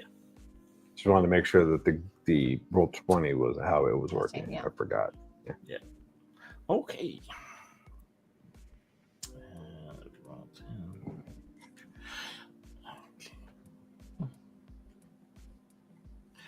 All right. So as the night wears on and you watch the night sky above and have your disturbing conversations about various things, both Kelly and Jarrod notice lights that aren't meteorites burning up in the atmosphere. Jarrod notices that back up the road that you drove up to get here, it looks like there's 2 beams of light coming down from the sky and spearing down onto the road, coming down from the clouds, and you can see a sort of glow on the underside of the clouds. The light flickers from time to time, but then reappears in slightly different places. Kelly, meanwhile, with her slightly more paranoid brain, sees a slight greenish glow emanating from out in the woods along the trail that you walked before, somewhere down there. It's a bit hard to pin down exactly where because of all the tree cover and the green gleaming off everything. But somewhere out there is a hazy green glow. Okay, so we got lights from the sky and a green glow. But only Kelly sees the glow. I think at the moment. Yeah. At the moment. Yeah. And there are some, lights in the sky from meteors. Very pretty. Guys, do y'all see that? The ominous glow from the woods. The what? What? Where? Yeah, over there. Can you point out? It's like once Kelly glowing. draws your attention to it, you can see it. Oh yeah. Wow. What is that? Okay, but there's are the lights that are coming down? Is that the green strange? glow? The green glow is off in the trees. The lights are behind you on the road. Looking back, they flicker and fade again, and then come back. Okay, so this is lights coming, like there's beams of light coming down from the sky. Yeah. Okay. Tarnation. As you're looking, the lights disappear from the sky, and you become aware of an engine noise and an old VW van that someone's fit some more modern high beam lights on. Blinds and dazzles you all, taking away your night vision as it comes bumping up the road. Rude. Oh. Oops. Sorry, my bad. Wow. That was loud. Radio was really loud in their car. Yeah. I hate to say it, folks, but I think we need to go investigate whatever that glow is. Whoever that is, I'm sure they'll be here when we get back. What do you guys think? I think you're right. I think that's why we're here. Wait, is the out of character? Is the are the lights? Are they apparently anomalous? So in other words, so the green glow, obviously anomalous. Obviously anomalous. The other lights, you think it was probably just the van with its incongruously bright headlights making its way uphill and beaming lights up onto the underside of the clouds. I see. Okay. Oh, I thought it was like beaming on the top. Yeah, but that only appeared that way because of just sometimes you just don't notice what direction something's coming from. But yeah, upon second consideration, Jared notices that it was spreading out. Since, as it got narrower near the ground.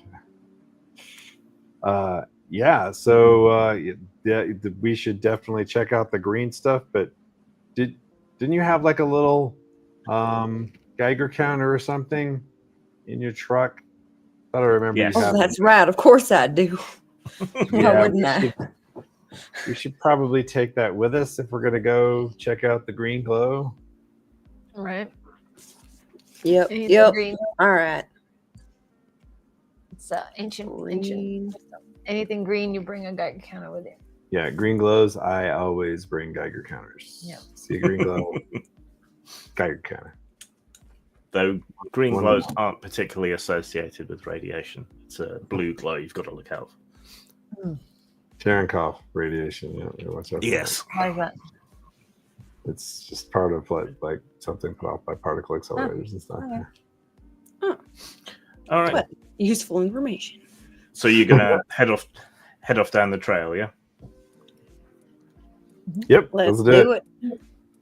Okay. So behind you, the VW camper van pulls in next to the retreat, and a couple of guys get out, arguing with each other. I told you you should have taken that left at Albuquerque sort of argument. But you're off down the trail, and they look to be making their way into the retreat. The woods, the trail, they have a very different character at night. And it gets to be very dark very quickly under the trees, with only little patches of sky up above. You can still see the occasional light from the meteor shower. Just roll d20 and don't get a 1 for me, please. All right. Got it. Just roll a d20. Oops. Why am I huge? I hit the wrong one.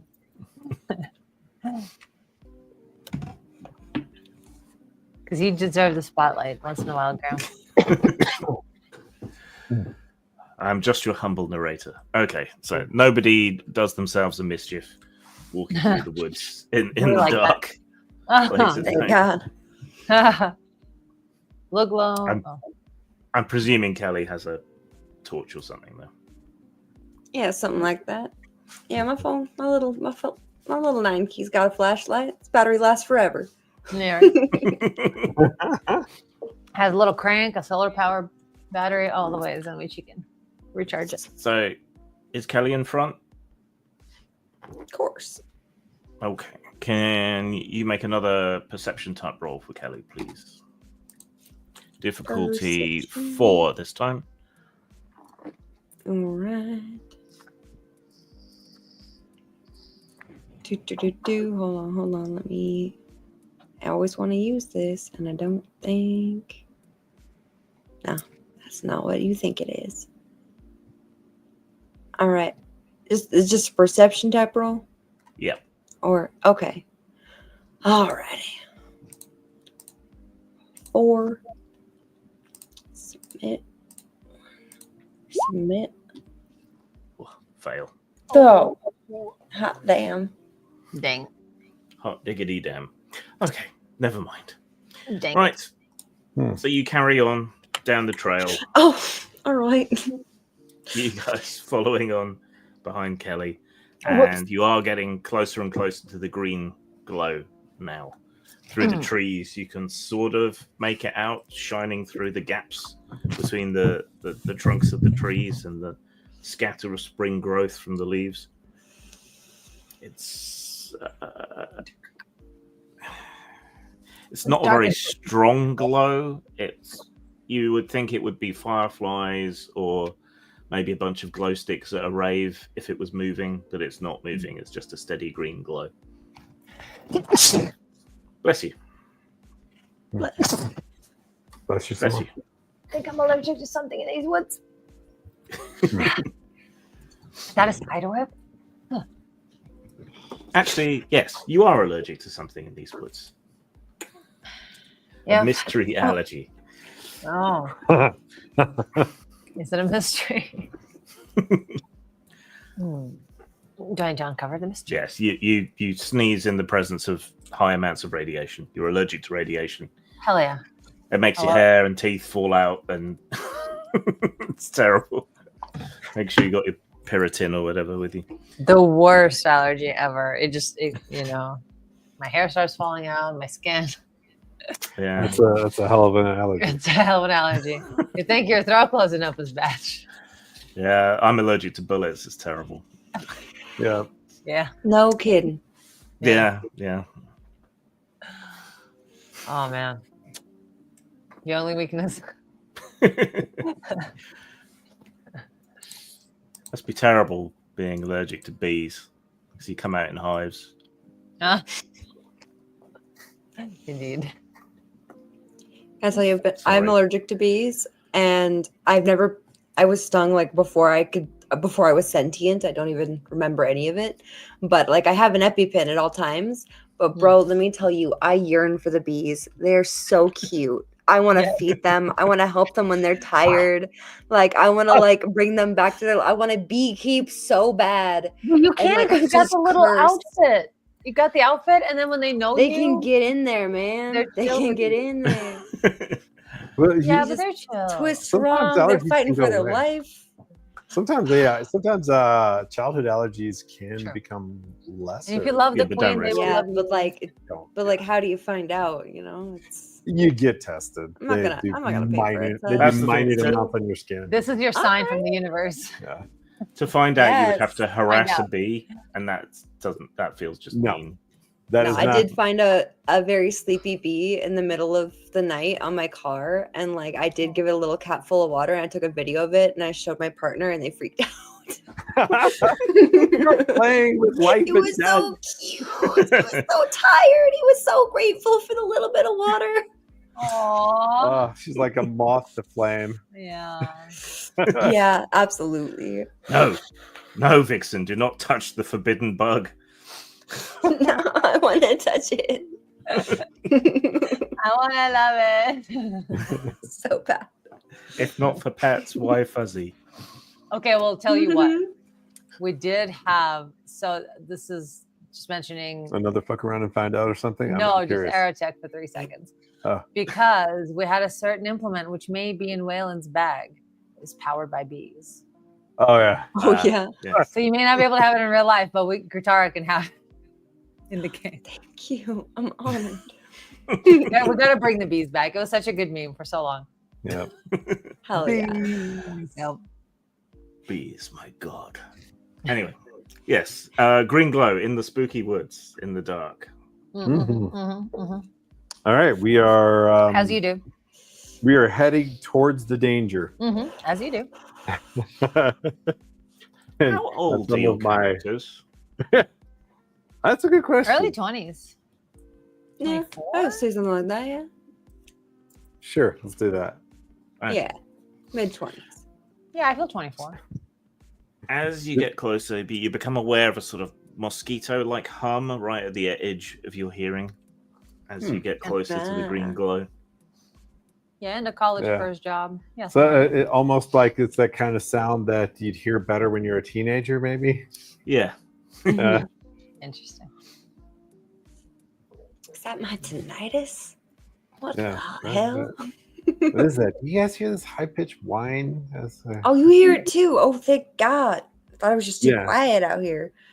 Would my negative to perception indicate inability or something like that, or would my psychic sensitivity be more attuned to that? Like where am I at? So the way I've been thinking about it is that your regular senses are a little bit screwed, but your psychic senses are higher to compensate. Do I sense anything? Do I sense anything with my sixth sense other than the dead people?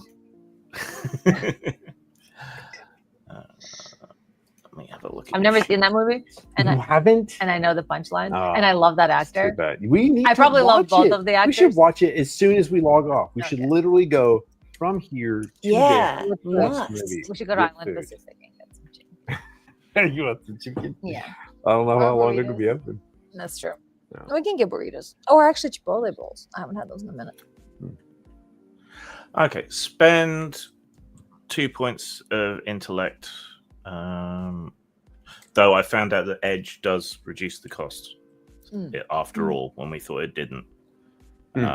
So that doesn't actually cost you anything to use premonition, which seems wrong somehow. So let's say it always costs at least 1. All right, so spend. Oh, but wait, why is it cost 0? What's the? Because your Maybe edge is 2 in intellect. But maybe it's like a and then cantrip. And then it nullifies it. Yeah. But I did grow my edge. I did spend points on it. Yeah. So I mean, that kind of makes sense too. Is it a cantrip level power?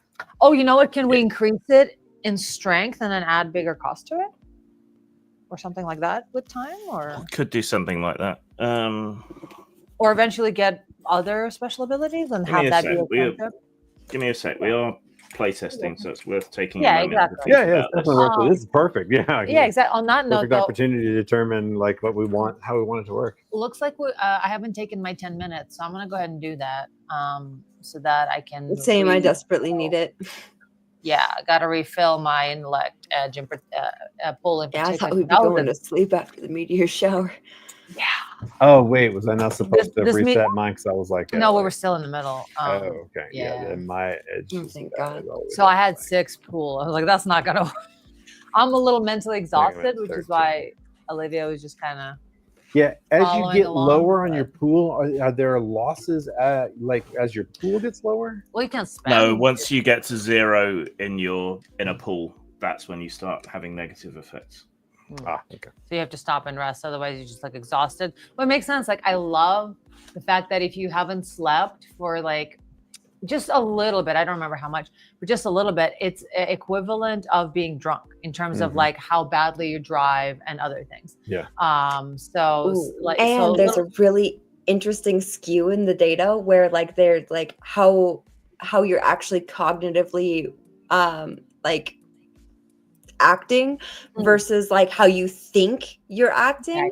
And it's like there's a moment where like it's mostly the same, like you're tired, and then you get so fucking tired and you're like, no, I'm fine. And it just gets worse.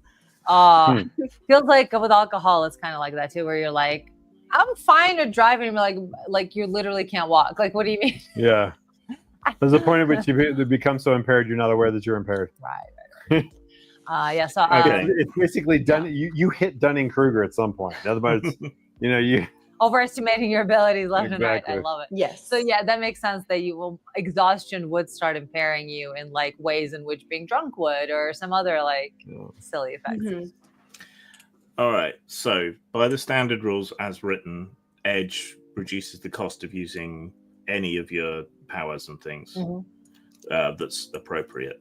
But there are higher level powers that cost more points. So there's things like precognition, which is a more powerful version. So it'll keep growing. Excellent. That costs 6 points every time you use it. So with your current edge, that would drop it to 4 points. Right. Yeah. So that however, as a cantrip. Yeah. So using premonition, technically by the rules as written, that would be 0 cost.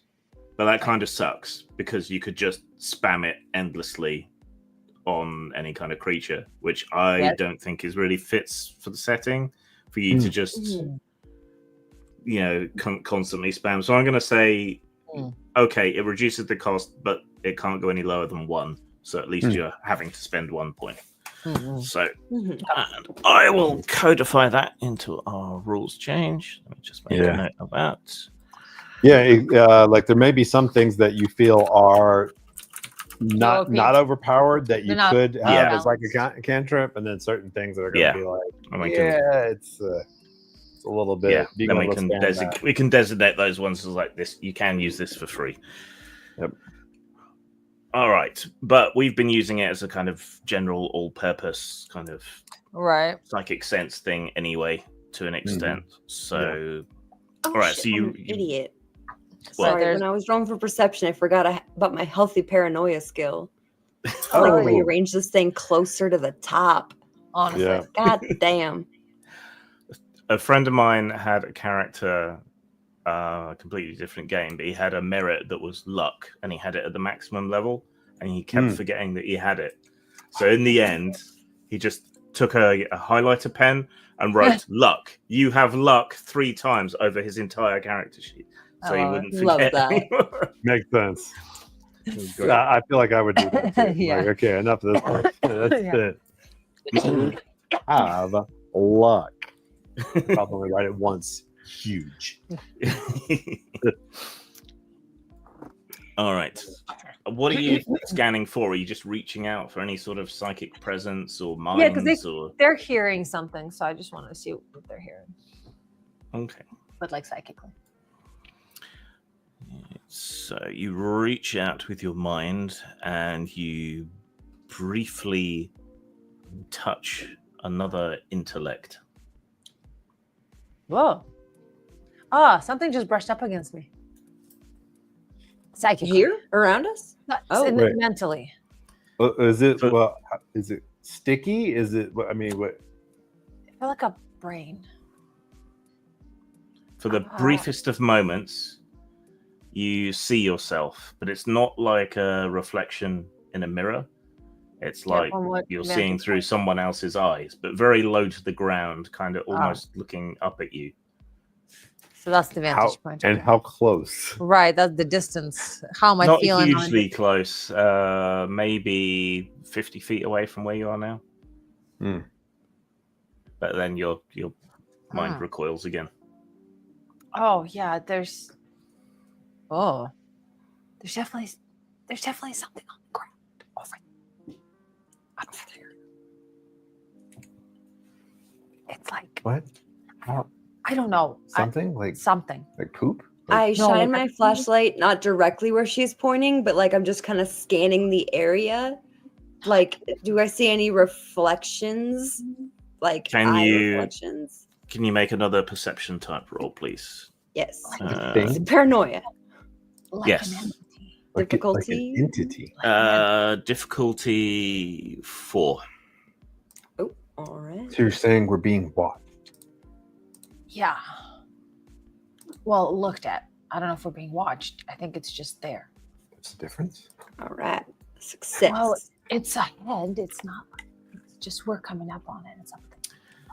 Okay. Looking up. Looking up, so it's Looking on the up, ground. down. So as you shine your torchlight over there, it lights up a whole bunch of leaves and undergrowth and ferns and things, and then briefly flashes over a pair of bright green eyes that reflect the light straight back at you. And then that bright shining reflection immediately drops out of sight. Drops Yeah. Creepy. even lower. Yeah. Creepy. How tall is the brush? The ferns are up to about your hip at the highest. Oh. Burns. Are we in Seattle? Hold on. No. So, Rhode Island forest. so this is like the small you're in gray the, alien type of You're in the northeast. size here. We're not in Rhode Island? Think Thought we were in so. Rhode- Yeah. Yeah. Northeast. I Yeah. guess these are sort of. Well, there's not much underbrush in these pictures. Oh, there it is. You're near Ashford, Connecticut.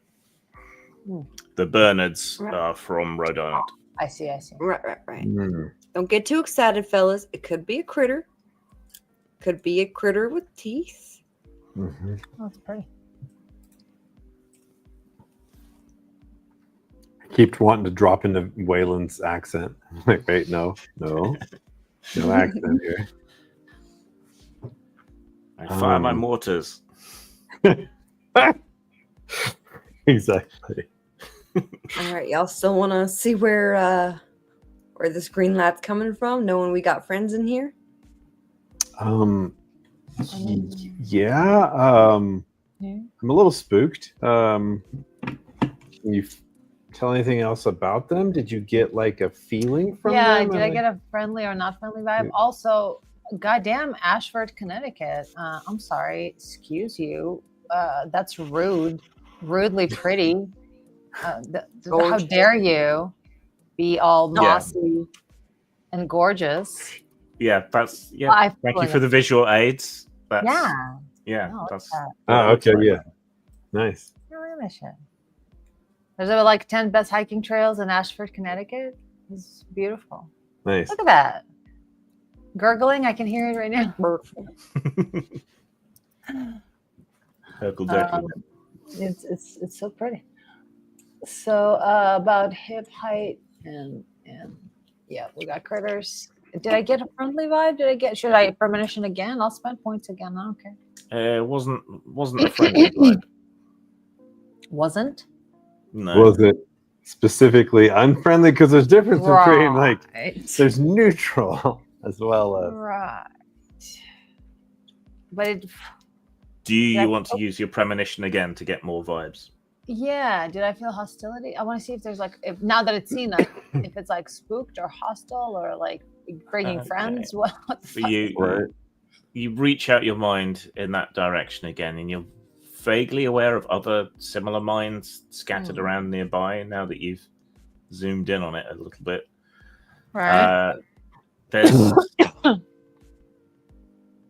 I want to meet aliens. hostility. I want to meet them like that. There's what? There's hostility to it, but kind of above that, there's fear. So, but you don't feel the fear from the thing's mind itself. It's more like there is a pall of fear above the minds of all these creatures out there. But from them directly, you're feeling wariness and hostility. So basically, like defensive posture is Mhm. what that sounds like. Huh.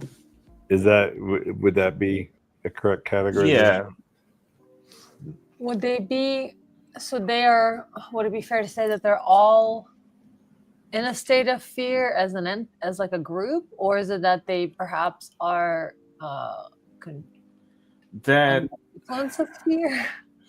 your power's starting to fade away again a bit now, but their thoughts aren't that sophisticated, really. It makes you think more of animal minds that you've touched on, but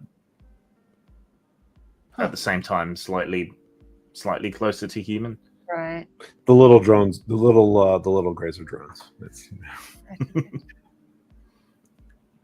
It's the big greys that are the Right. they're a little different.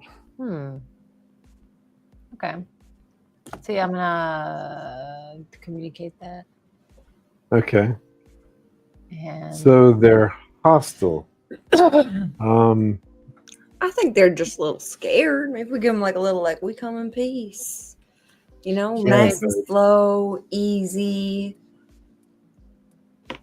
you think they'd let us pass? And that whatever? Can you try to reach out to them psychically again with a Well, I don't know. we only want to help kind of vibe? I don't know. Oh, I can't. I'm not. You can't do that. I don't know what you could do. I don't think that's.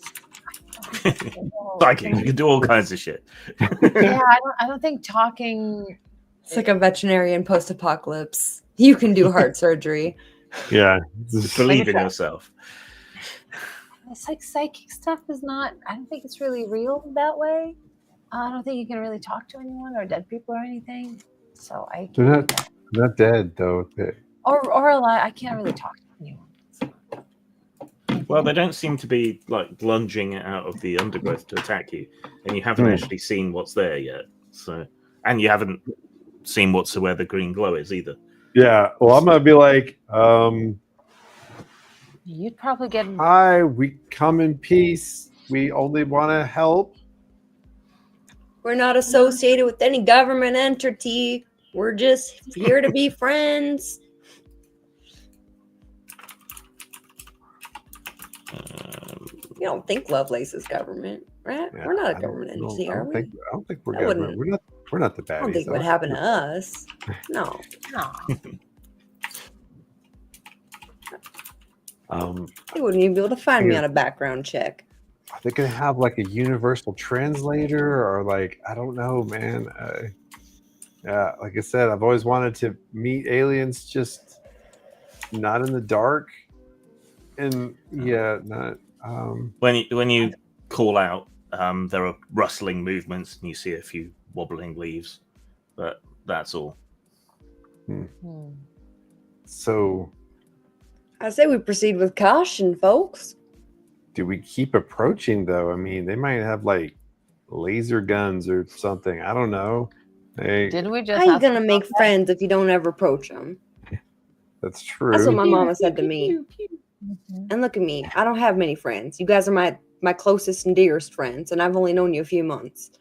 Yeah, that's true. Okay. Well, except you, Ollie. We go way back. But All right. Well, I feel emboldened by Kelly's. We did Talk, just ask she's- for combat. Yeah. Okay. I guess we could continue along the trail, kind of like not directly at. I don't want to head directly at the creature we So just just saw, but kind of to the side Skirt a little around and bit. yeah. Okay. Yeah, you skirt around and move in closer to where the green glow is coming from. Eventually, a gap opens up in the trees and you can see through. Checking the Geiger counter. How many It's ticking millisieverts? slightly higher than it should be, but not like dangerously so. Right. Stood in a little clearing in the woods here is a large 12-sided thing, roughly 12-sided thing, like a big metal box. There are seemingly random lights flashing off and on from it. It seems to Wait, be is hovering this about a foot Is this above a the ground. dodecahedron? Or Yeah. is it okay? But it looks surprisingly crude, like none of the lines are particularly straight. And the glow isn't exactly emanating from the vehicle, but rather from around it. So it's not glowing exactly, but it's surrounded by a glowing halo. There's a little round-ish door about 2.5, 3 feet high in the side of it, and free-floating steps, like in Flight of the Navigator, going down to the ground. I start smacking J-Rod, like just like a little bit, like dude. Yeah, I see it. I don't know what I'm seeing here. Okay, I mean, I know I said I've been doing all the videos about the aliens and stuff like that, but like being here, But that was all bullshit.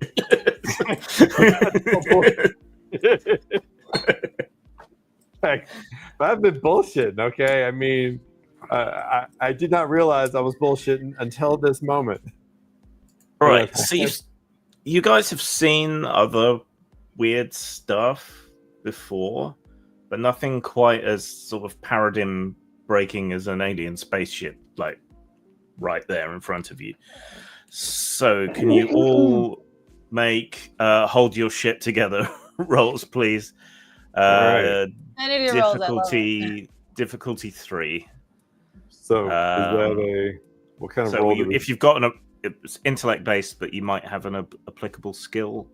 I don't know. to hold our shit Like together. Olivia's learning and research, you could argue, would help her not go jibber because she can take on a scientific mindset. Could I use? I guess ward is a physical. You said it was a 3, 4, 3. 3.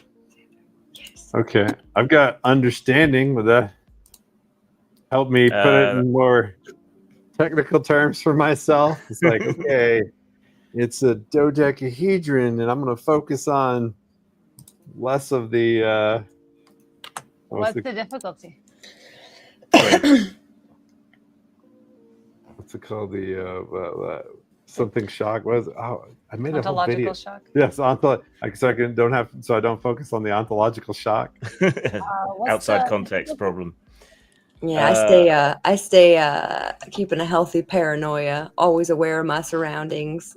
always waiting for something to come as a surprise. That one actually. I'll let you drop the difficulty by 1 just because you're so love into UFOs, and here is physical proof. Mhm. So for you, the difficulty is only 2. All right. Standard. And I can is Effort. this something you can put effort into? Yes. Okay. And that would be from You the can- intellectual. So right. Yes. Yeah. So you can So steal your mind against the. And normally effort is 3 points, 2 points. Yeah, for the first one. Yeah. But if you have an edge, that reduces that. Yeah. Right. For the first point. But then there's not as much reduction for the second point. Yeah, like I just yeah, used you 2 work edge out and the it cost me total. 3.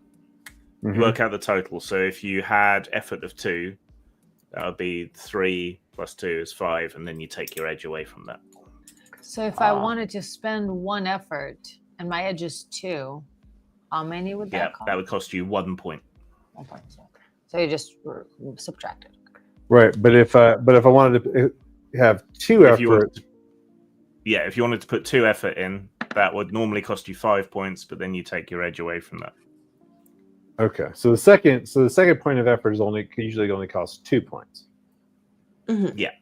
And then the third one, I think, costs 1.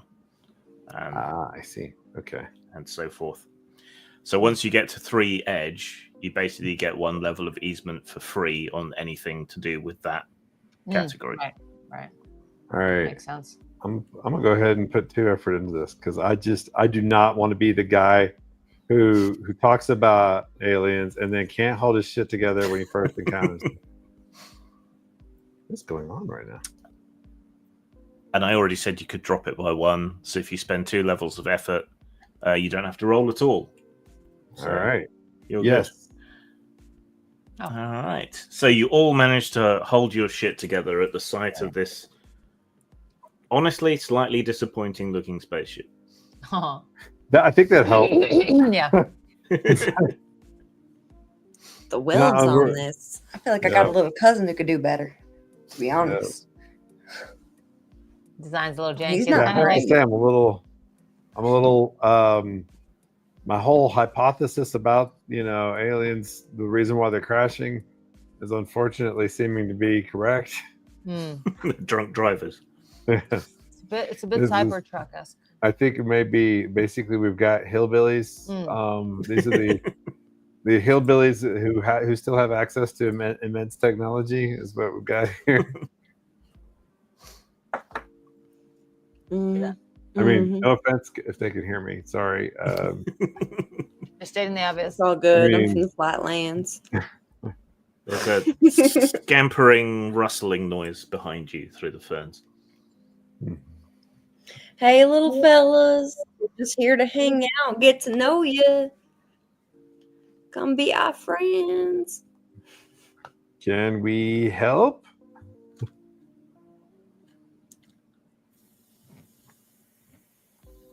No Four answer. scampering noises.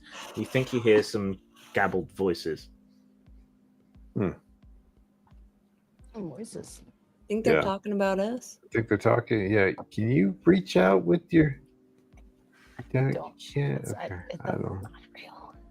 That's not those psychics that talk like psychic link. That's not. Okay. I don't know how any of this works. I didn't even know any. Look, I'm still trying to come to terms with the fact that I can see things in places that where I'm not there. So it's that being real is already weird. So I don't think but I can't. Okay. I don't know.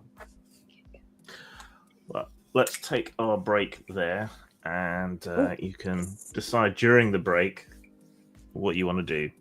Yeah, because now it's like, how do you communicate to them? Because I really don't have any communication ability. It's only just Yeah. knowing a thing about a thing, or projecting. I meant my more senses. like get the vibe again. See if we've changed the vibe. Yeah. I mean, I could. Do, but, do you have a I don't music know. app on your? Oh, you don't have your phones, do you? Apart from Kelly, who's got a primitive phone. So. Right. I got ringtones. Can we? Yeah. Right. Maybe they'll respond to Crazy Frog. Who knows? Right. All right. All I right, got 3 so let's bars. take a I break. download that. Let's take a break. Thanks for hanging out with us, folks. We're See- going to see go if on a they break like for a music. little bit. 15 minutes. Does that sound good? Mhm. All right, Yep. cool. Sounds good. Then we will be back at 7:50. 10, Seems like, yeah, for- 10 to hour. Yeah. Yeah. All right, see you soon. Everybody mute yourselves.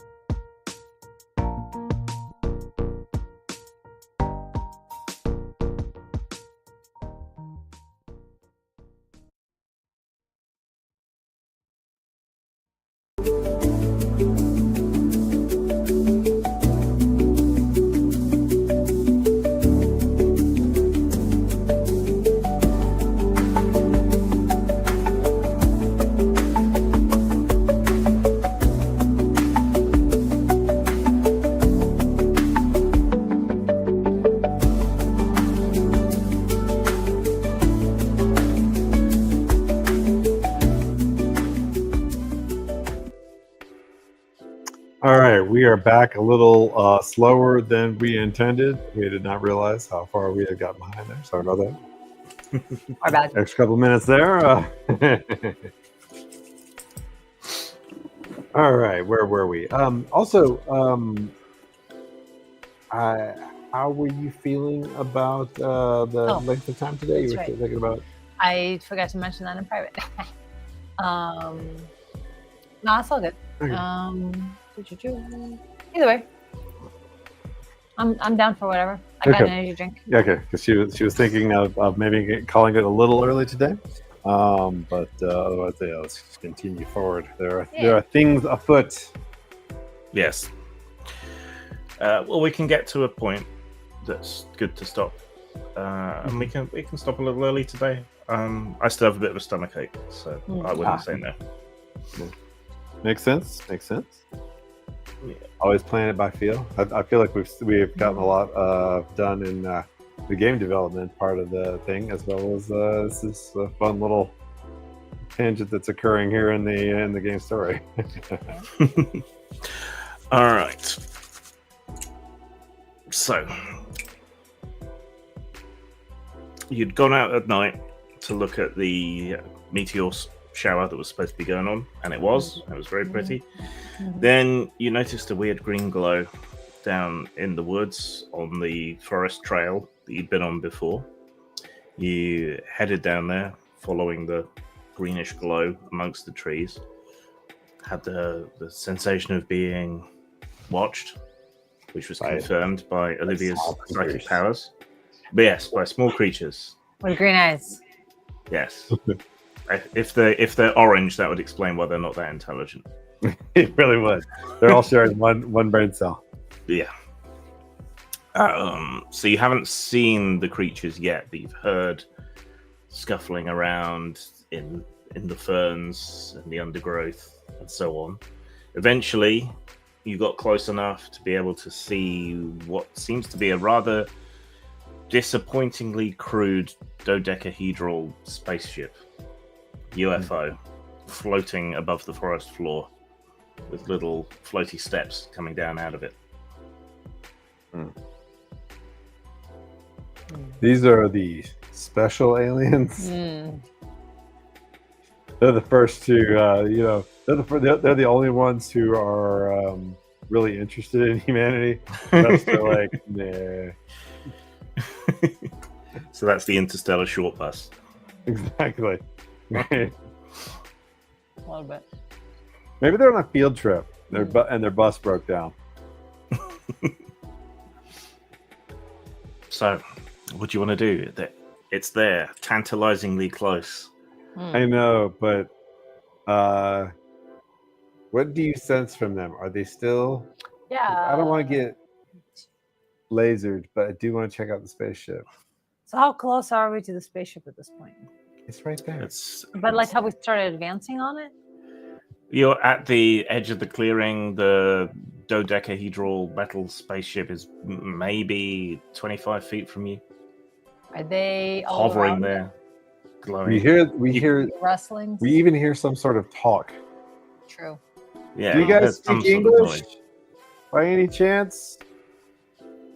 Yeah, let me reach out with my senses again and get a premonition about these fellas now that we're all here. Okay, spend a point.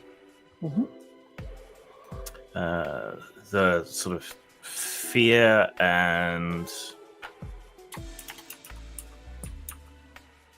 aggression goes up when you try to speak to them.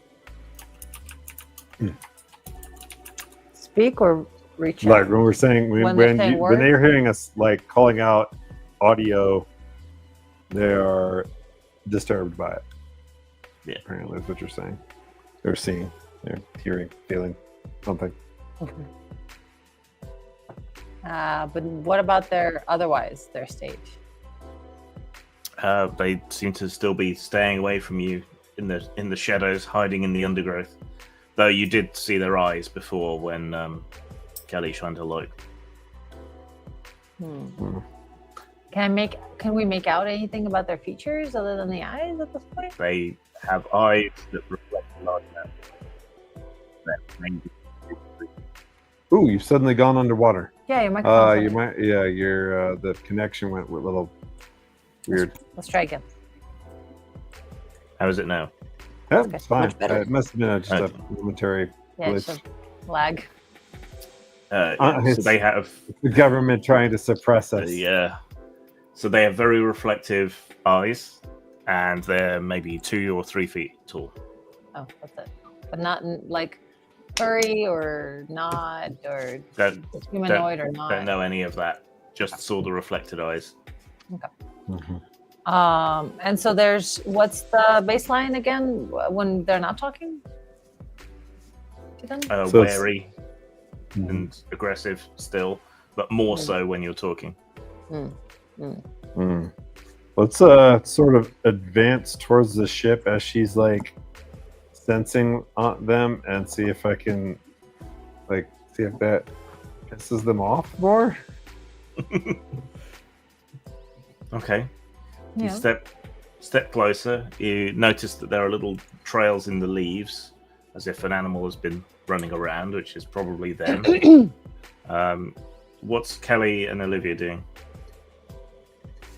I'm just kind of staying where I'm at. Okay. I'm going to distract them so J-Rod can get closer while still trying to make friends. So music soothes the savage beast. I'm gonna start singing him a little Johnny Cash. What song? Real slow and sweet. Ring think of Fire? Fire. Yeah, yeah. Yeah, I fell into a burning ring of fire. It went down, down, down, and the flames went higher. And it burns, burns, burns. The ring of fire. Ollie, how do you like it? Do you like it? The ring of fire. Do they like it? I like it. I can Well, differentiate the feeling. I'll let you know in a second. Roll for it. But meanwhile, Gerald moves closer and closer to the ship. Slowly, you feel a sort of tingling. Your hairs on your arms stand up. You see all these little trails around. There's a weird sort of globby gel in a sort of scratched out little pit in the dirt, just like something's sort of scraped with its foot or something. And then there's this weird bluish gel in there. That doesn't make a lot of sense to you. From here, you can kind of vaguely see into the ship. Doesn't seem to be a lot of light in there. Can you make a perception type roll? Difficulty 4. Ooh. Let's see. Can I though? So is that also wait, I've got understanding. I don't know what that does, but does that help at all? It's a special ability, isn't it? It is a special ability. Give me a sec. Oops, that did not mean to do that. Did not know that would do anything. Observe and net interaction difficulty -1 apparently is. Yeah. Understanding 1 intellect point. You observe or study a creature or object. Your next interaction has 1 less difficulty. Okay. Well, and so I have to spend from my pool for that, and so that works. Yeah, so you can stop for a minute and study the ship. I'm gonna do Spend that. 1 point for your intellect pool. Okay. And then, so that will drop the difficulty by 1 from 4 to 3. Right. And then I'm also going to put in some more. I'm going to put in a lot of effort because I really want to know what I'm seeing here. I don't want to get too close necessarily. It's gonna cost me 3 more points. Whew, my pool's getting low here. Need a little break. Yeah. Getting exhausted and jittery. Yep. Okay. And then that will allow me to make a roll on difficulty 3 with 2 levels of effort. Yeah. Okay. Yes. So you sort of peer and focus your eyes. You still have a few after images from the headlights all that time ago because they were so bright, but those gradually fade. And looking in through the door, you're kind of disappointed. There aren't banks of computers or intricate holographic displays or anything like that. It reminds you of when you're playing a computer game and you clip through an object or a wall and you see the other side of the wall and it's like nothing really, and it kind of ruins the whole illusion. Okay. I mean, you can't see everything in there, but it's what you can see is giving you the impression that this thing is just basically a big empty box. Okay. Which is a little odd. Yeah. Meanwhile, so Kelly's singing. Olivia was reaching out with her mind again. Seeing how they feel about the singing and Jared's. They hate the singing enormously. Oh, fuck. Right, Kelly. I just haven't gotten to the good part. Wait for the drop. Hold on. Before you jump. Out of the darkness, are suddenly seen in the diffused light of the green glow. A furry potato hurls itself out of the darkness at you. It's about 2 feet tall. It has a downward curved mouth filled with sharp teeth, 2 beady eyes set into the fur. Its limbs stick out at the sides and the bottom like, any bipedal creature would. Its skin is bluish. It has sharp little nails on its hands, and it hurls itself at you, full of venom and hatred. Make a roll to avoid it. We have a country music Prejudice here. Maybe that's why they. I think it's just because I was a cappella. I bet if I had my guitar with me, it would have been a whole different thing. Or your banjo. They've probably No, seen not Mars for attacks and think you're attacking them. Yes. Right. Wait, I can finally use my danger sense. It actually works. And your crossbow. I want to plug this little fucker. Well, I don't know if I want to kill him, but he does want to kill me. That is kind of like. I mean, he is criticizing, your music, and. He was the Man in Black, and those people do horrible things to aliens, apparently. So, according to some interpretations. Have a point there. Right. That may be why. And what is maybe aliens really hate Johnny Cash because they're confused. They're like, they don't know what one Man in Black versus another Man in Black. What's my difficulty? You're very 3. scared. 3. How much effort do I have? I only have 1 edge and speed. Okay. Quick, Kelly. Sing opera. Maybe if you. God on your bed. There you go. Exactly. Hey, there we go. Danger sense. Speed dodge. We are out of Rice Krispies. What's the other one that we just saw? The espresso cappuccino, por favore. How did Oh, that that's so weird, yeah. Mi amore, espresso macchiato, por favore. All right. You sense the thing coming before it hurls itself out of the darkness at you and deftly step to the side. It hits the ground, sort of tumbles over itself and scrambles back up onto its feet and hisses at you. All right, folks. Combat turns. I won't really bother with initiative. But what do you want to do, and who wants to go first? I'll let you decide. Aliens. You want to get your ass over here, J-Rod? Yeah, I think I think they got the drop on us with this one. They have a surprise attack. Yeah, so I'm like, oh shit, we were creating an international incident. So I'm still Intergalactic. intergalactic incident. But at the same time, I'm also not impressed by these aliens. So I'm kind of, it's like, man, these are some disappointing aliens. They really hated when you talk, and they really hated when you sing. So maybe we can use that against them somehow. Maybe we can just like annoy them. Maybe they only do sign language. Scream. Maybe just annoy them to death. They were More than cheering doing in us the well. bushes. We'll start like making random hand gestures at them. Gang signs. Yeah, sign up gang signs. See what they think. Well, there's only this one at the moment, and it was attacking Kelly. Yeah, So- it's mad. I'm be like, rock on, guys. Oh, wait, we're talking. I'm gonna do my best impression of somebody who actually could do some sort of sign language.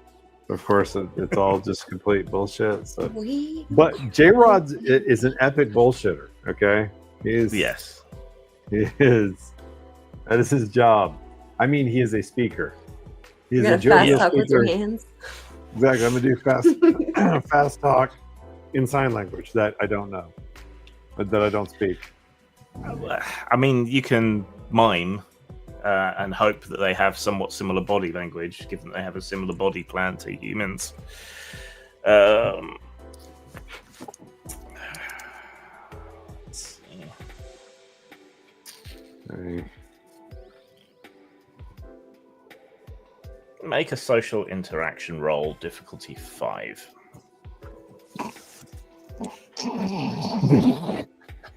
Love it.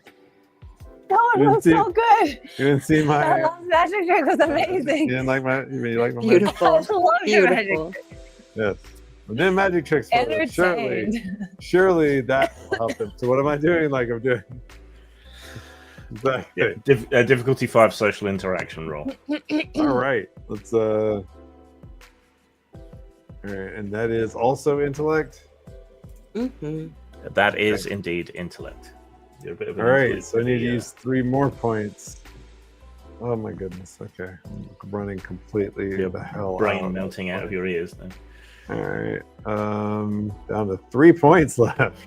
Okay, and then is that just a regular intellect roll? Oh, well, you've got the social interaction skill. Oh, so- I do. Yes.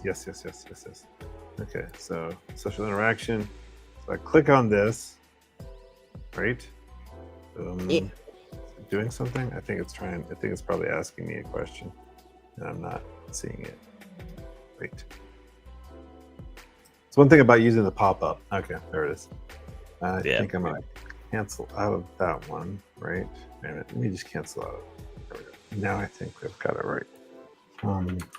That's a. You said 5 or 4? Difficulty 5, yeah. 5. Okay. And with 3 effort or 2 effort, right? Yeah, 2 effort. It cost me 3 points. Yes. I had the. Maybe they like my little tricks.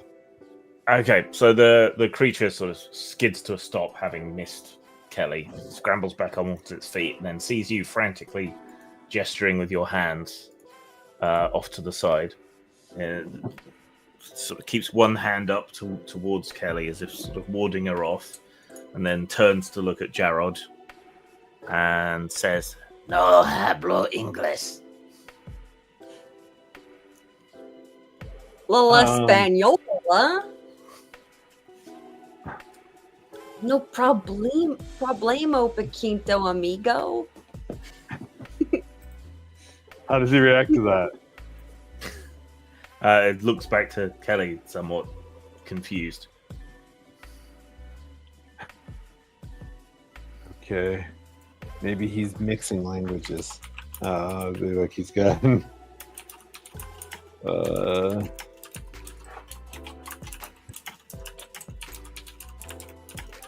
Yo, a studio Duolingo E2. Points at you with one of its little blue fingers.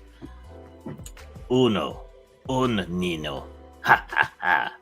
Then points over at Olivia and goes, dos ninos, ha ha ha. And points at Jared and goes, tres ninos, ha ha ha. No. What do you say? I think he learned English from the Spanish version of Sesame Street. So he learned He's Spanish. called from us the three Spanish version of babies. Sesame Street. A few others crawl forward out of the undergrowth around you. Must be a half dozen of them. Que paso, amigos? I'm gonna what is? I don't know 12 but I'm gonna do my best. The Count impression in Spanish and like go along with him. It's like counting his people. To see Do they have the 1, 2, 3, 4, 5, 6, 7, 8, 7, 8, 9, 10, 11. Do they have that in Spanish? I don't know. I don't know either. There was one episode where they went to 13. By the way, nobody believes me. There was a. I still remember this. I was blown away. Is this one of those Mandela things? It's probably so. Yeah. Only in my dimension did they ever hit 13. They've scrubbed the episode from the But files. It never they did. existed. Exactly. I have to show this comment though because this is great. But the other type of music. There's two kinds. We got both kinds. Yeah, we got both Country and Western.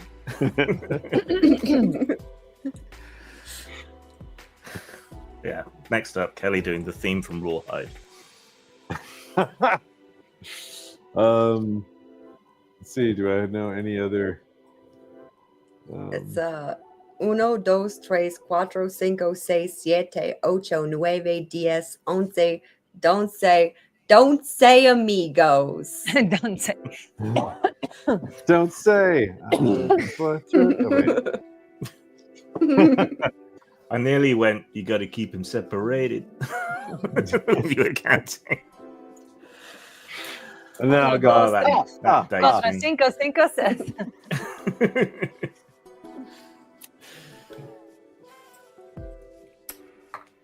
And Right. if there's anything else that I know from Sesame Street, because I'm thinking they actually caught broadcasts of Sesame Street and In space. in space. I think that may be our communication. Yeah, maybe they were expecting to make first contact with Muppets. Yeah, But they yeah, kind really. of have. True.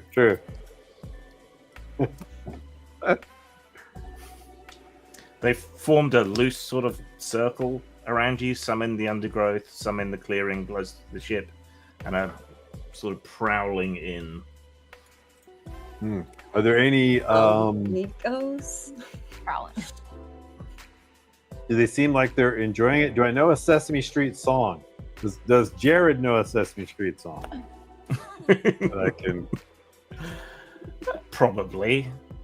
or yeah, or wait, do they know? Maybe they didn't like music though. Let's see. I'm gonna Maybe try they to were like that one song. right. Maybe I'm gonna try to like talk Right. about Big Bird or Snuffleupagus. what's Big Bird's name in Spanish? Yo say Elmo.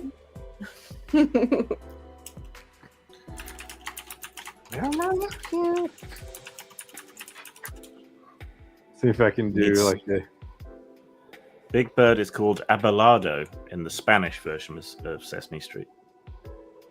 Abelardo is a giant green parrot who is Big Bird's cousin from Mexico. No, Awesome. I love it. Yo I'm gonna gusta abolado? See? Jared's gonna do his best Elmo impression. In Wait for them to Spanish. attack you and then giggle.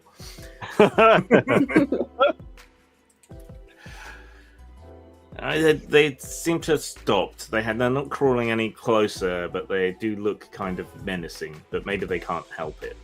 They look like angry, furry potatoes. It's a little bit hard to take them seriously. Yep. And they speak in like count, like the count. And other, Sesame Street Spanishisms for the most part. You're pretty sure one of them just said something about how do you get to the library or something. Okay. All right, we're connecting, we're communicating.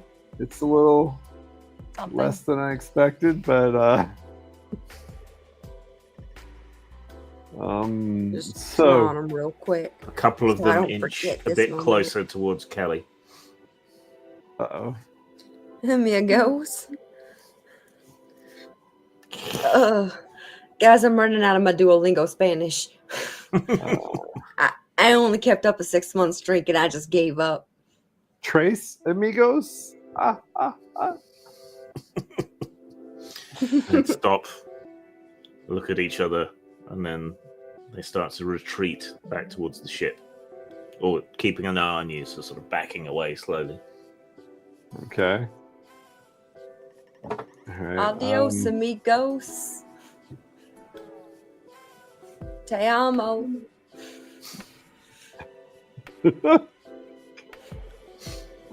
Are they? Let's. Yeah, I think maybe we should kind of count this as the best we could do in an interaction. Maybe should kind of back We away didn't kill slowly anyone. as well. They didn't kill anyone either. Yeah, no, I think this may Oh, have been the best we could do. Yeah, and one of them did try to attack you, but you were too good for it. Yeah. Yeah. No, Your side- just a little your side- misunderstanding, you know. One by Wasn't one, bad. they back up Yep. into the ship. Kaleo, stop it. How they all fit in there? I think it's like, like a some TARDIS sort of situation. That- intergalactic clown car. They're all close friends. I mean, it's like a taller shape. Maybe they like stack up in there. Maybe they little- become just like a super organism. Maybe when they're split apart, they're not as powerful as when they're all together. Maybe like if they have to do like a Vulcan mind meld or something. Voltron. The little steps all withdraw up. From the inside, you see one of the creatures physically close a door, like on a hinge. Okay. It makes That a cannot be airtight. clunk noise, and then seems to become flush with the surface of the dodecahedron. Take a Okay. look at that. It's actually a pretty beautiful setup. It's nice. Yeah, that's but maybe they're DIY spaceship builders. Maybe they That's why it looks like that. maybe they built their own. Maybe it's a kit. You know how you've seen those kit cars, Like a right, Lego? guys? Yeah, like where you can put together your own car. Maybe they got that for aliens or something. Maybe it's one of those things Ordered where you it get a off part. Alien. Yeah, it's like a magazine subscription. Get one part for your spaceship every month. Yeah, maybe it's like that. Right. I don't know. The exterior glows green, much brighter, and then there's a shower of sparks from the underside of the thing, and it shoots up into the sky. Okay. Well, guys, that was something. Terrifying. Enlightening. Hmm. J-Rod, did you record any of that? Oh my god. I don't have You my don't have your phone. phones on you. Yeah. Oh god, yeah. Oh god. This thing's only got No. like 12 pixels in it. No one would have believed me anyway. You didn't have to remind.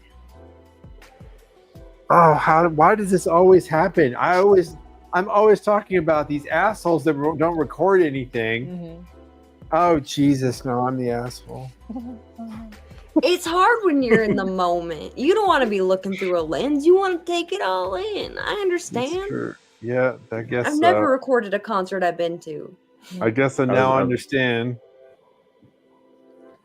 Yeah, I was just going to say, you don't want to be the asshole at the concert with your, your phone out recording everything. Right. Right. It all seems a bit surreal and kind of stupid now they're gone. But there's still a few glowing embers from the sparks, and there's still the foot tracks, and some of the undergrowth around here seems to have kind of liquefied in a similar way. There's still that scrape in the dirt with the blue goo in it. They were definitely here. Yeah, this was not our imagination. They were here. This is weird. Wait, so these were the guys. Wait, isn't this the? Wait, is there a circle? Isn't it the? Didn't that guy describe his experiences with the little furry bastards? Yeah, with the little critters. Yeah. Huh. So these are the ones that he met. You don't think they came back for him? Maybe they're kind of keeping up with him. Maybe. You know, seeing the craftsmanship on the ship, I'm now understanding why the tooth thing might have gone screwed. Jose described being kidnapped by Nordic aliens, not right. furry guys. All right. Somebody else described the furry bastards. Somebody. I have that in my notes too. Yeah. There's not that many people, so it may have been Delilah. Okay, who's Delilah? Which one is that? Jose's partner. Ah. Okay. Right. She's been full of stories, but hasn't really had anything to back it up. Right. Oh. Gotcha. Okay. Well, now we're full of stories and don't have anything to back it up too. Oh. All right. Well, so proposing that the TLA ain't gonna come out here and clean it all up, I say hit the hay, come back fresh tomorrow, take some pictures in the sunlight. That's a good idea. Sunrise is only in a few hours anyway. It's late. I could still make something of this. I could still, yes, we could still record. And if we're all together, we talk about it, our experience together. That would our stories are Yeah, corroborated. then it's got it make great content. I think it make great content. Yes. All right. Yeah, I'm exhausted. I'm ready to hit the hay. That was something. Really so you wend something.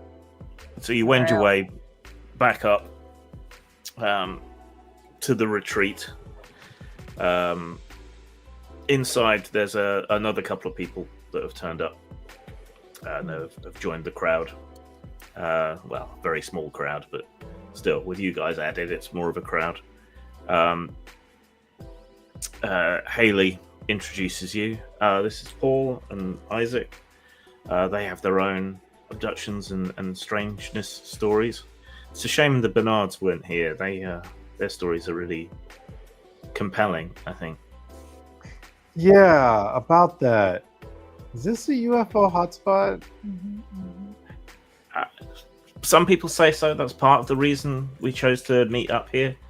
It seemed right to do so, but we've never really seen anything while we've been here. Yeah, I'm gonna kind of like whisper with Kelly and Olivia. Do you want to tell them like what?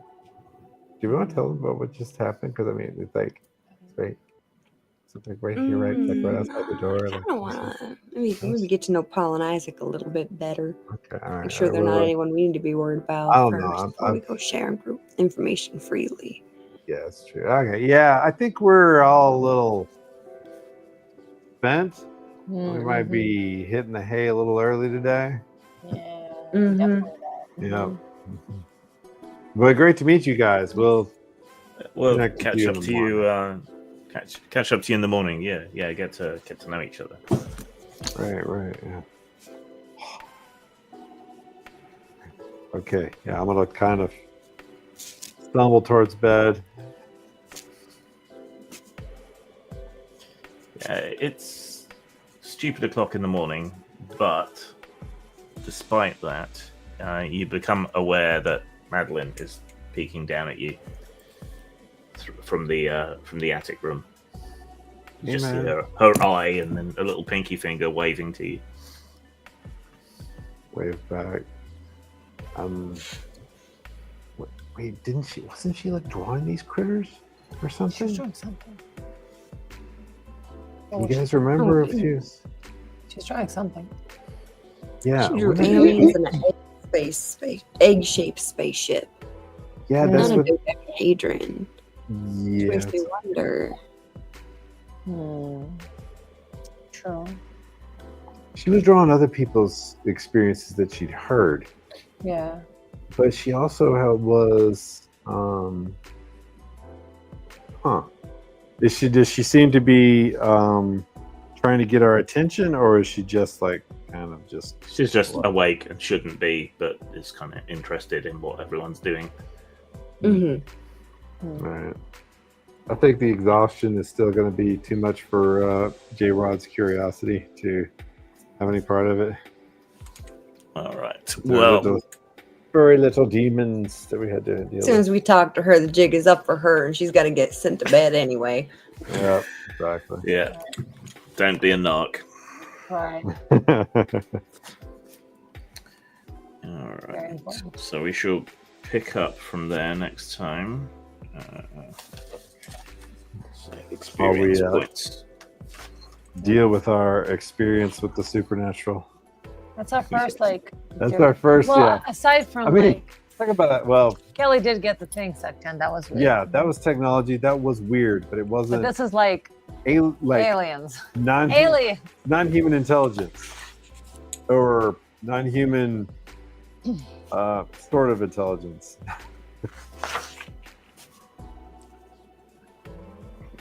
Okay, 1 experience point each, because it was a curtailed session, and I don't want you to advance too quick when we've done. Fair. But we talked a lot about the game development and everything, so Yeah, productive.